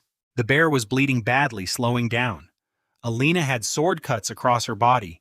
Only the berserk rage kept her fighting. Then Sarah took a slash across her arm, blood pouring out. Something snapped inside him. Ander was not going to lose them here. Ander sucked in air through his burning throat and roared with everything Ander had. "Hold on. They will win this." The handbook responded instantly. A new skill unlocked. Inspire F rank linked to his charisma stat. It boosted all his allies' abilities and reduced negative effects like fear and poison. The change was immediate. Alina swung faster. Sarah moved smoother. Lydia felt her magic recharging quicker. Even the wounded bear roared louder and crushed a soldier's skull with one paw. Lydia stared at him in shock, feeling the buff wash over her. In the middle of a desperate fight, surrounded by enemies bleeding and half poisoned, Ander just discovered Ander could make everyone around him stronger simply by refusing to give up. The Inspire skill turned everything around. His allies got a boost to all their abilities. And the soldiers couldn't keep up anymore. Alina carved through them. Sarah's arrows found every weak point. Lydia threw fireballs. And the bear crushed anyone who got close. One by one, every soldier went down. The enemy captain slipped away during the chaos. Ander saw him run but couldn't break free to chase him. That would come back to bite them. When the last soldier fell, the throne room went quiet. Just heavy breathing and the smell of blood. Alina collapsed first. Berserk aftermath plus blood loss. Ander caught her and used one of their precious healing potions without hesitation. Sarah had several cuts too, so Ander gave her the second potion. Lydia tended to her bear, which had shrunk back to cub-size wounded but healing with some fancy potion of her own. The handbook gave them an A rating, their highest ever. The rewards were enormous. Ander got 2 stat points and 2 skill points. Ander dumped both stat points into toughness, hitting 12. Both skill points went into Inspire, jumping it from F straight to D. A team-wide buff that scales with his charisma, which happens to be his highest stat at 10, was too valuable not to max out. Alina's combat instinct reached 70%. Ander gave her both stat points and strength, pushing it to 15, and upgraded her berserk to be rank. She was becoming a true monster on the battlefield. Sarah's stealth hit 65%. Both her stat points went to agility, now at 15. Ander split her skill points between fencing and archery, both reaching C rank. She could fight effectively at any range now. Lydia thanked them and admitted she'd never expected her own brother to try killing her. The Crown Prince clearly had some illegal scheme that the beauty curse removal would threaten. She was now determined to both break the curse and expose whatever he was doing. Ander reminded her that they had killed a lot of the prince's men, which meant they couldn't just walk away anymore. Then Ander made it clear the original deal covered getting the artifact. Everything after this would cost extra. She promised 100 gold on top of the original 100 payable when they got her safely back to Frost City. They resealed the ice palace and headed back to camp. The 3 civilian escorts were still there, oblivious to everything. Some soldiers had come and gone with the apprentices, but the civilians had just sat tight. They told them nothing except that there had been an accident and everyone else was dead. Ander also grabbed the herb collection boxes. No point wasting good frost mushrooms. They sent the 3 civilians away with their promised pay and started the return journey. But at the border town, their wagon was gone. Every other availables card had been rented out at inflated prices. The escaped captain had clearly arranged this to slow them down and give the prince time to set up ambushes. Lydia's face went grim. She warned that her brother wouldn't stop. There would be more danger ahead. Ander told her straight. They took your money. We'll get you home safe. Alina and Sarah stood behind him ready. Lydia nodded with genuine gratitude, and they set off on foot toward Frost City, knowing full well that someone was trying very hard to make sure they never arrived. They abandoned the main road and cut through the mountains. It was miserable knee-deep snow, freezing wind, barely any trail to follow. But the highway would be crawling with the prince's people, and their small group couldn't handle a proper ambush. Slow and safe beat fast and dead. Lydia struggled with the rough terrain. She's royalty, not a hiker, but she didn't complain once. Getting nearly murdered by your own brother's soldiers apparently toughens you up fast. When darkness fell, Sarah found them a small cave to shelter in. She went hunting and came back with 3 fat snow rabbits in no time. Alina scavenged some frozen wild berries from the snow. Ander built a fire and started roasting the meat. While the others were busy, Ander took a chance and asked Lydia the question that had been burning in his mind. Could she teach him to make healing potions? She said no. Alchemy recipes were strictly forbidden to share outside the guild, and besides making potions required channeling magic which Ander didn't have. Another dead end. But then she offered something else. She couldn't share alchemy formulas, but she could give him better herbalist recipes, ones that didn't need magic. She taught him 2. First, enhanced healing salve. Made from thorny seaweed and a yellow flower called steel bloom that grows in rock cracks. Mixed with oil, it's great for bone and muscle injuries. Way better than his current stuff. Second healing powder, ground from 3 common spring herbs. Earthroot grass, silver leaf, and calming flower. Mixed into the enhanced salve, it actually promotes wound healing. For minor injuries, it could substitute for expensive potions. His S-rank sharp memory locked every detail into his brain instantly.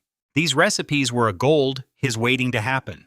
They ate roasted rabbit and sour berries by the fire. Lydia, Alina, Sarah, and the bear cub all huddled together under their cloaks and fell asleep. Ander took first watch. Sitting alone by the fire, Ander dropped the cheerful act Ander had been maintaining for morale. The truth was, getting back to Frost City on foot wasn't the hard part. Between Sarah's scouting, Alina's strength, and his planning, they could handle the wilderness. The real problem was what happened after they arrived. Lydia was a princess with no political power. Her looks made her an outcast in her own palace. Her brother, the crown prince, had years of built-up influence, loyal soldiers, and clearly no hesitation about killing family. They'd be walking into his territory. Could their little group really protect her against an entire prince's network? In a city full of his spies and assassins? Ander thought about it long and hard. His conclusion: deliver Lydia safely to Frost City, collect whatever payment she could give them, then immediately take Alina and Sarah and get as far away as possible. Royal power struggles are quicksand. The deeper you weigh in, the faster you sink. Money matters, but staying alive matters more. Ander threw another log on the fire and stared into the darkness outside. The road ahead would be dangerous no matter what. But first things first, survive the mountains, reach the city, get paid, get out. 10 days of hiking through frozen mountains, and they finally saw Frost City's walls gleaming in the distance. Ander had never been so relieved. Lydia wanted to walk straight through the front gate. She figured her brother wouldn't dare attack in broad daylight near the capital. Ander sent Sarah to scout anyway. She confirmed no ambush, So they dusted ourselves off and marched up to the gates. Lydia flashed her royal insignia, and the guards nearly fell over themselves. Within minutes, a squad of royal soldiers arrived to escort them inside. Then came the news that made his stomach drop. The king wanted to meet them. Ander just wanted to collect his money and disappear. Instead, Ander was heading into the royal palace. First, though, a hot bath. They led them to the royal bathhouse fed by natural hot springs. After 10 days of freezing mountain travel without washing, Ander practically dove in. Pure bliss. Ander could hear Lydia and the girls laughing and splashing next door, which was distracting. Ander focused on not thinking about it, clean and dressed in fresh clothes. They entered the throne room. The king was exactly what Ander expected. In his 50s, powerfully built, thick beard, eyes that could pin you to the wall. They knelt as the servants had hastily taught them. What surprised him was how the king looked at Lydia not with disappointment or distance, but with genuine affection and some exasperation. She clearly wasn't as isolated as Ander had assumed. Lydia told a masterfully edited version of their journey. All the exciting adventure parts stayed in. The part about her brother sending soldiers to murder her completely omitted. The dead soldiers were blamed on ancient defense mechanisms. She presented the wand to the king and left the decision to him. The king examined it, then handed it right back to her. He told her she'd earned the right to decide its use, but she could only rely on her own resources, not the crown's support. Classic political move. He acknowledged her without committing himself and kept the prince versus princess conflict at arm's length. Then the crown prince himself walked in. In his mid-20s, expensive clothes, cold eyes. He pretended to be concerned about his sister's safety while staring at him and his team with undisguised contempt, calling them commoners who didn't belong in the palace. The king frowned but said nothing. Lydia deflected calmly. The prince left without acknowledging her again. Afterward, Ander asked Lydia why she didn't expose her brother's assassination attempt. She explained the rules. Without hard evidence, accusing the heir would just make her look like a troublemaker. But as long as the king lived, the prince couldn't openly move against her in the city either. A stalemate. Then came the best part. Lydia handed him a small pouch containing 20 platinum coins. 1 platinum equals 10 gold. That's 200 gold for 0 silver coins. Combined with the 50 gold deposit, this adventure had earned them 250 gold total. Lydia said goodbye warmly, telling them she'd enjoyed their company and that Ander treated her more naturally than any noble ever had. She said the fight with her brother was her problem now and she didn't want to drag them deeper into it. Alina and Sarah were a bit sad saying goodbye. They bonded with the princess over shared experiences of being judged for their looks. Ander said all the right polite things while internally screaming with joy. Free at last. No more royal assassination plots. No more palace politics. Just him, his girls, and a fortune in platinum coins. They walked out of the palace into the busy streets of Frost City. The air felt lighter. The future felt wide open. Royal family drama. Not his problem anymore. Time to figure out how to spend this money and where to adventure next. The moment they left the palace, his handbook gave them a C rank rating for the escort mission and 1 stat point each. Ander put his into toughness again. Alina's combat instinct hit 80%. Sarah's stealth hit 80%. Everyone got a bit tougher. Ander wanted to buy supplies and leave Frost City immediately. The Crown Prince was dangerous, and Ander didn't want to spend another night in his territory. They didn't even make it to the market. Walking down a busy street, a random man suddenly screamed, stabbed himself in the arm, and grabbed Alina, shouting that the ugly beast girl had attacked him. Classic frame job. And right on cue, a patrol of soldiers appeared from around the corner, running straight at them with suspicious speed. Ander kicked the man in the gut, grabbed both girls, and ran. Sarah saved them. She knew every back alley and hidden passage in the city from her cat-like exploring habit. She led them through a maze of filthy, narrow lanes until they lost the soldiers. They ended up in the slums, the most chaotic, lawless part of the city where nobody asks questions. They found a half-collapsed shack to hide in. Ander disguised myself as a down-on-his-luck adventurer and started building connections with the locals using small handouts of bread and cheap wine. Alina and Sarah couldn't go outside at all. Their ears and tails were too recognizable. After a few days, Anders snuck out wearing a fake mustache and dirty face to check the situation. It was bad. Their faces were on wanted posters at every gate. Not crude sketches, but detailed, almost photographic portraits. Someone had hired a seriously talented artist. The city gates were locked down tight. Ander recruited slum kids as informants with copper coins. They brought him scraps of news. The palace was under lockdown. Some noble houses had been raided, something big was brewing. Then came the news that changed everything. A boy ran in breathless. The king was dead. The crown prince had seized power and declared that Princess Lydia had murdered their father. Her sentence was death. In 3 days she'd be torn apart by starved beasts in the royal arena. His blood ran cold. Lydia had been so confident that her father's existence would protect her. She never imagined her brother would actually kill the king himself and frame her for it. Alina grabbed his arm immediately. They have to save her. She's a good person, even Sarah agreed. Unusual for her that Prince Ander really hate him. Every rational part of his brain screamed that this was suicide storm. A royal execution against an entire kingdom's military. They were 3 people hiding in a slum.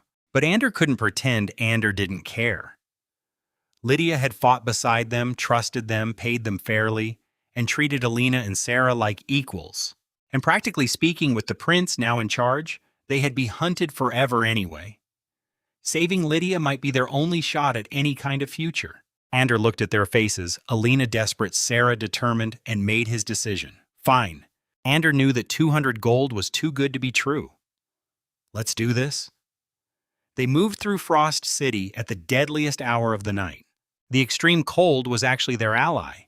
Even the guards had retreated to their warming stations. The outer city was practically empty. The inner city was different. Nobles in fancy carriages lit up taverns and armored patrols marching with purpose. They pressed deeper into the shadows. One wrong step, and they'd be spotted instantly. Sarah was their secret weapon. Ander sent her ahead to infiltrate the palace alone. Her stealth talent was at 85% now, and she moved like a real shadow cat. She used the grappling hook Ander had crafted with his D-rank item, making skill to scale the palace walls without a sound slipping past every guard. She found Lydia exactly where Ander had guessed, in her own quarters, sitting alone at a vanity, looking exhausted and sad, her bear cub asleep at her feet. Sleep at. Sarah tapped the window. Lydia nearly jumped out of her skin, then broke into the biggest smile when she recognized those cat ears. Getting Lydia down from the tower and back over the wall was tense but smooth. The palace security was shockingly thin, and Lydia explained why when they reunited. Her brother had spent the last few days purging the palace. Anyone loyal to the king or potentially opposed to the prince had been killed or imprisoned. Most positions were either filled with his cronies or simply empty. That's why the patrols felt so lax. Ander told her they needed to move immediately before anyone noticed she was gone. But instead of heading for the gates, Lydia led them to a sewer entrance. Ander knew these sewers from their early adventuring days. They'd taken a quest to clear mutant rats down here. There were no exits to the outside. The system was just a waste processing facility filled with garbage-eating slimes. Ander couldn't see how this helped them escape, but Lydia knew something Ander didn't. Deep in the tunnel, she stopped at an ordinary-looking mossy wall, pulled out her magical necklace and chanted. The wall slid open, revealing a hidden passage that led to a small underground stone chamber completely sealed off from the sewers above. Inside was just a stone table, some benches, and ancient murals on the walls. It was some kind of royal secret room, probably centuries old. Lydia sealed the entrance behind them and finally let herself breathe. She leaned against the cold wall, face full of grief and fury. Then she looked at them and said, Ander know what his brother's secret business is. The one he was so desperate to hide. In the hidden stone room, Lydia finally revealed what her brother's secret business was. He'd been kidnapping girls who were considered ugly by northern standards. Girls who actually looked normal by the rest of the world's standards, and selling them as slaves to southern kingdoms. The twisted beauty curse was literally his business model. If Lydia broke the curse, his entire operation would collapse. But that wasn't even why he'd killed the king. The real trigger was that their father had started considering making Lydia his heir instead. The prince panicked, poisoned his own father, framed Lydia, and seized power. Lydia had a plan. An ancient northern tradition called trial by combat. If enough powerful nobles backed her challenge, even the prince couldn't refuse it. And she believed many nobles secretly hated him. They prefer a weaker queen they could influence over an unpredictable tyrant. She asked for their help rallying those nobles. This time Ander didn't negotiate payment. His gut told him that helping reshape an entire kingdom's history would trigger something massive in the handbook, far more valuable than gold. Ander agreed, talking people into things that's his specialty. Lydia led them through another secret passage, one built by her ancestor, the original witch queen, known only to certain royal women. It ran all the way from under the city to the mountains outside. They emerged miles from the capital free and clear. Ander asked why she hadn't already used the wand to break the beauty curse. She explained two problems. First, the prince had confiscated the wand when she was imprisoned. Second, breaking the spell required her to climb the tallest, most dangerous peak in the North Hoskard Mountain and cast the spell from the summit. So the wand was gone. The mountain was deadly, and right now they had bigger problems. Lydia wanted to visit two potential allies, the Baron of Frostwind, their old hometown, and a western count named Wolf who'd been close to the king. Frostwind Town first. They knew the way, and the Baron owed them.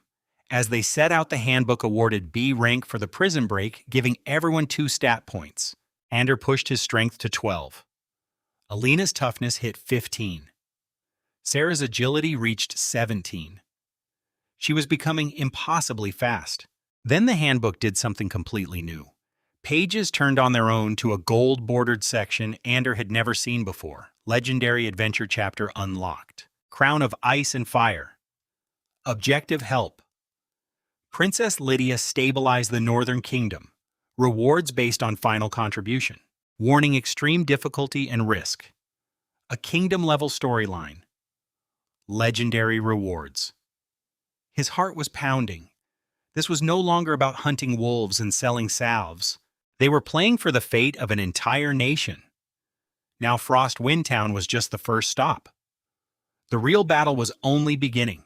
A few days later, they arrived back in Frostwind Town. The town's people noticed them immediately and noticed they had changed. Alina still looked sweet and clumsy on the surface, but people could sense something dangerous underneath. Sarah moved like a ghost, barely visible unless she wanted to be. When her green eyes swept over someone, they shivered. Lydia kept her hood up, but the baby bear trotting beside her drew plenty of stares and whispers. People were already hearing rumors about trouble in the capital. The town looked better than Ander expected. The damage from the bandit raid had been repaired. The Baron had done his job on that front. Respect where it's due. At the Baron's manor, Lydia revealed her identity and told him everything.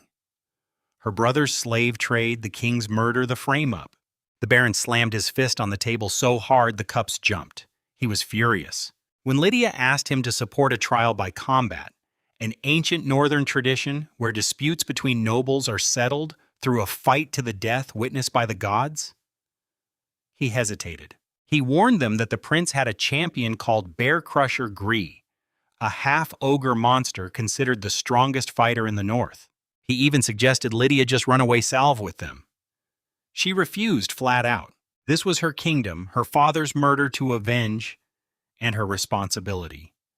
Ander stepped forward and reminded the Baron that they had killed an ogre and a giant bear. Sarah added that big targets just meant bigger weak spots.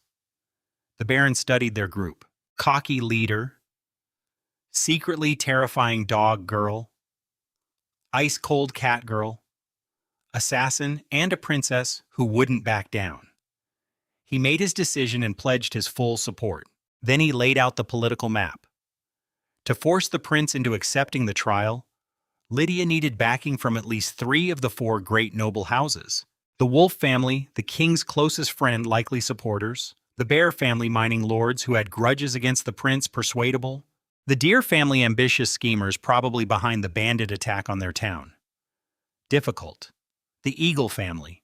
Their daughter was engaged to the prince, basically enemies. The plan? Visit Wolf. First to secure a strong ally, then Bear, then try for Deer. 3 out of 4 would be enough to force the prince's hand. Ander was getting excited. This was a classic quest chain. convincing people that's literally his best skill, Anders said. But before they could plan further, the butler burst in. Royal cavalry from the capital was at the gates. The prince's men had tracked them here already. The baron didn't hesitate. He told the butler to get them out through a secret passage and said he'd handle the soldiers himself. Go follow the plan. May the ancestors protect you! Ander grabbed Alina, hissed at Sarah and Lydia to move, and they disappeared into the manor's hidden corridors. The baron had bought them time, but the prince was closing in fast. They needed to reach the wolf family before he caught up. They set up an ambush on the road to wolf territory. Ander knew the prince's men would come after them, so they picked their ground carefully. Sarah perched high in a tree, invisible against the dark trunk. Alina, Lydia, and Ander hid in the bushes beside the trail. Ander had set up the simplest trap imaginable, a rope stretched between two trees at horse-like height, buried under a thin layer of snow. Ander had also deliberately left some false tracks on the road to make the riders rush without thinking. About 20 cavalry came thundering down the path wearing the prince's colors, faces full of arrogant confidence. Now Ander slapped Alina's back. She yanked the rope taut with her insane strength. Ander wrapped it around a tree to hold it. The front riders hit the tripwire at full gallop. Horses screamed. Men flew through the air. Bones snapped. 7 or 8 went down instantly, broken necks, trampled by their own panicking horses. Their captain tried to rally the survivors. Sarah put an arrow through his throat before he finished his sentence. Then she started picking off targets from the treetops, every arrow finding a neck, a face, an armpit gap in armor. Lydia threw a fireball into the remaining cluster. It wasn't powerful enough to kill, but it spooked the horses completely. Riders got bucked off and scattered. Ander activated Inspire, flooding everyone with a boost. Then Ander charged out with his spear and caught a dazed, dismounted rider with a clean thrust through his chest. Alina exploded from the bushes like a berserker demon, taking heads with every swing. The baby bear transformed mid-charge into full-grown mode and swatted a mounted rider and his horse through the air like toys. 20-plus elite cavalry wiped out in minutes. A rope, a sniper, a mage, a berserker, and a shape-shifting bear versus soldiers who'd lost all advantage the moment they hit the ground. After the fight, Ander immediately switched to practical mode. Ander sent Alina to loot the bodies. Her scavenging instincts made her perfect for it.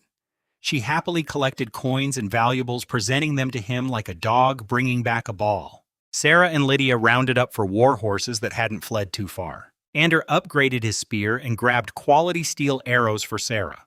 Alina swapped her chipped sword for a massive two-handed greatsword she found. The thing was almost as tall as her. Then came the embarrassing part, actually riding the horses. Lydia mounted hers with royal grace. She'd learned as a child. Sarah intimidated her horse into submission with a cold stare and found her balance naturally. Alina practically bear-hugged her horse, clinging to the saddle with a terrified expression, whispering, "Please don't drop him and him." Ander flopped onto his horse like a sack of potatoes' stomach, first across the saddle. After a humiliating adjustment, Ander sat upright but felt wrong everywhere. Legs awkward back, aching but already sore. Lydia tried teaching him the basics while barely containing her laughter. They set off toward wolf territory, looking ridiculous. Lydia rode elegantly in front. Sarah was steady and alert behind her. Alina was basically lying flat on her horse in survival mode, and Ander was bouncing around like a puppet with cut strings, teeth gritted, silently begging the handbook to please, for the love of everything, give him a riding skill. It didn't. When Wolf Castle finally appeared on the horizon, Ander almost cried with relief. Days of horseback riding had turned his backside into 2 numb slabs of frozen meat. The handbook eventually took pity on him and granted riding F rank, which meant Ander could stay on the horse without falling off barely. Alina had it even worse. She spent the whole trip hugging her horse's neck like her life depended on it. Face green, ears drooping, tail jammed between her legs. Every time she dismounted, she walked like she'd been beaten up. Sarah naturally rode like she'd been doing it her whole life. Perfect balance, natural rhythm. She kept telling them to use their core muscles while looking at them with undisguised pity. As they approached the castle, a squad of cavalry rode out to meet them. Except they weren't riding horses, they were riding giant wolves. And the riders were wolf-type beast folk, each bigger and more feral-looking than Alina. Real wolf men with gray fur, jutting snouts, and exposed fangs. This was the famous wolf cavalry of House Wolf. Ander was thrilled and terrified at the same time. Lydia showed her face, and they immediately escorted them inside with full honors. The castle's interior was the biggest surprise. Outside, it was rugged stone, but inside, these wolfmen lived like Victorian gentlemen. The males wore tailored suits, monleys, and top hats. The females wore elegant gowns with perfectly groomed fur, covering their mouths with furry paws when they laughed. Creatures that could rip a tiger apart were sipping wine and making polite conversation. Ander couldn't process it. Count Gene Wolfe himself was enormous, silver-furred, radiating power even in his fine black suit. The moment he saw Lydia, he rushed over, had off voice full of concern. He'd heard about the capital and already suspected her innocence. Lydia held back tears and told him everything. The slave trade, the king's murder, the frame up the death sentence. The counselor stood on end as he growled with rage. His howl shook the chandeliers. Every wolfman in the hall bared their fangs in response. When Lydia asked him to support a trial by combat, he calmed down and got serious. He warned them about the prince's champion bear crusher Gree, a half-ogre that nobody in the north could beat. He said supporting a trial that Lydia would lose was the same as watching her die. He couldn't do that to his best friend's daughter. Ander stepped forward and told him they had what it takes. He looked at him with obvious skepticism. Literally called him a smooth-faced kid who talks big. Then he made his condition. Prove it. Beat his warriors in a test fight. If they couldn't handle his people, he'd never let Lydia walk into a death match. Ander looked back at Alina, whose ears were flat with nervousness, and Sarah, whose tail was taut with tension. Then Ander smiled and spread his hands. Well then, looks like they would just have to show the Count what they can do. Alina, Sarah, stretch out. Time to open some eyes. The Wolf Castle training ground was packed with spectators, wolfmen in fancy suits and gowns, all eager to see them get demolished. Their opponents, Captain Steelfong, nearly 2.5 meters of pure muscle, wielding a wooden training axe that looked heavier than him, backed by 4 elite wolf warriors in tight formation. Training weapons only, but those thick wooden clubs would still break bones. There side him with a wooden shield and spear, Alina dragging a practice greatsword almost as tall as her, and Sarah with a single wooden sword since they didn't have rapiers. The wolfmen in the crowd were already placing bets. Most thought it would be over in seconds. The referee gave the signal. Steelfong's squad let out a thunderous war cry and advanced in formation, shaking the frozen ground with every step. Everyone expected them to retreat and play defensive. Instead, Ander filled his lungs and screamed for gold coins. Inspire activated. Power surged through all 3 of them. Then Ander charged straight at their formation with his shield leading. Steelfong swung his massive axe to smash him aside, but his strength with the Inspire boost caught him completely off guard. His axe bounced off his shield, and Ander slammed into their line hard enough to force him back 2 steps, cracking their tight formation open. Now Alina. She exploded through the gap like a cannonball. Her cleaving strike sent the wooden greatsword in a massive arc. One wolf's training axe snapped in half and he went flying. Another got shield and all knocked tumbling across the ground. Steelfong recovered fast, abandoning him to swing at Alina, but she twisted mid-swing, redirected her blade upward and met his axe head-on. The impact ripped the weapon from his grip and sent it spinning into the sky. He staggered back, stunned. The whole exchange took maybe 5 seconds. The 2 remaining wolves tried to help, then felt something cold on the backs of their necks. Sarah had materialized behind them like a ghost. Her wooden sword tips rested on their throats. With real blades, they'd be dead. Silence, then chaos. The wolfmen erupted. They worshipped strength above all else, and what they'd just witnessed was undeniable. Their best warriors had been dismantled in moments.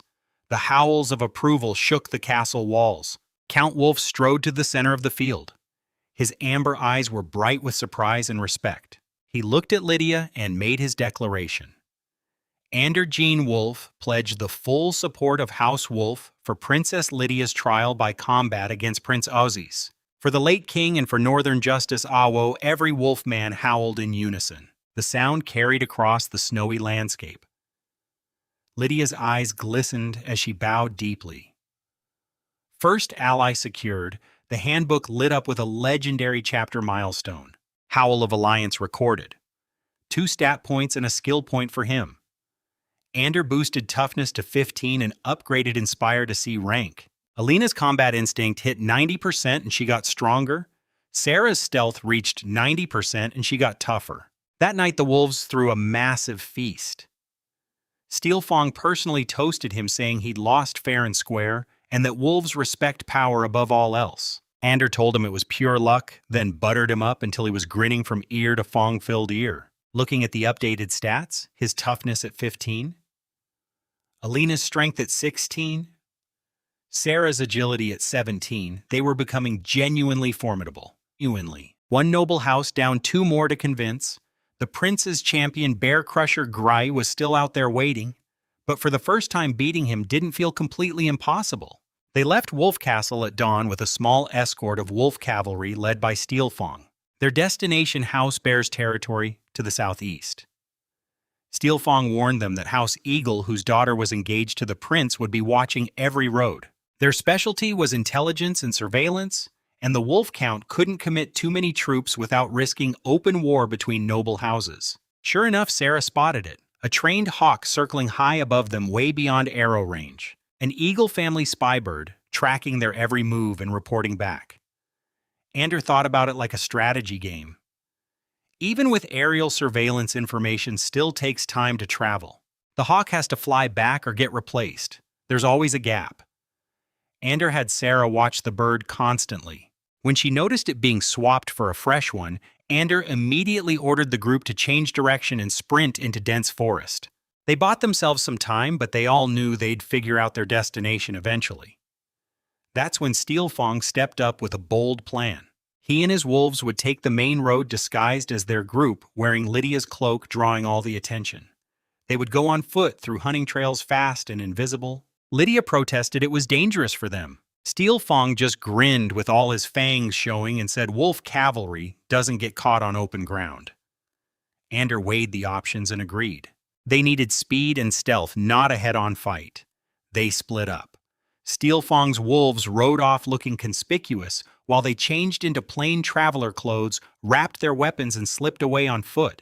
2 days of hard hiking later, they were almost at Bear Territory's border when 100 Eagle cavalry burst over a hill and cut them off. Silver Eagle banners, polished armor completely surrounding them. Ander shoved Lydia behind him. Surrounded beneath Silver Eagle banners, Ander stood with Lydia, Alina, Sarah, and the growing bear, fully aware that their struggle had become a war for northern justice.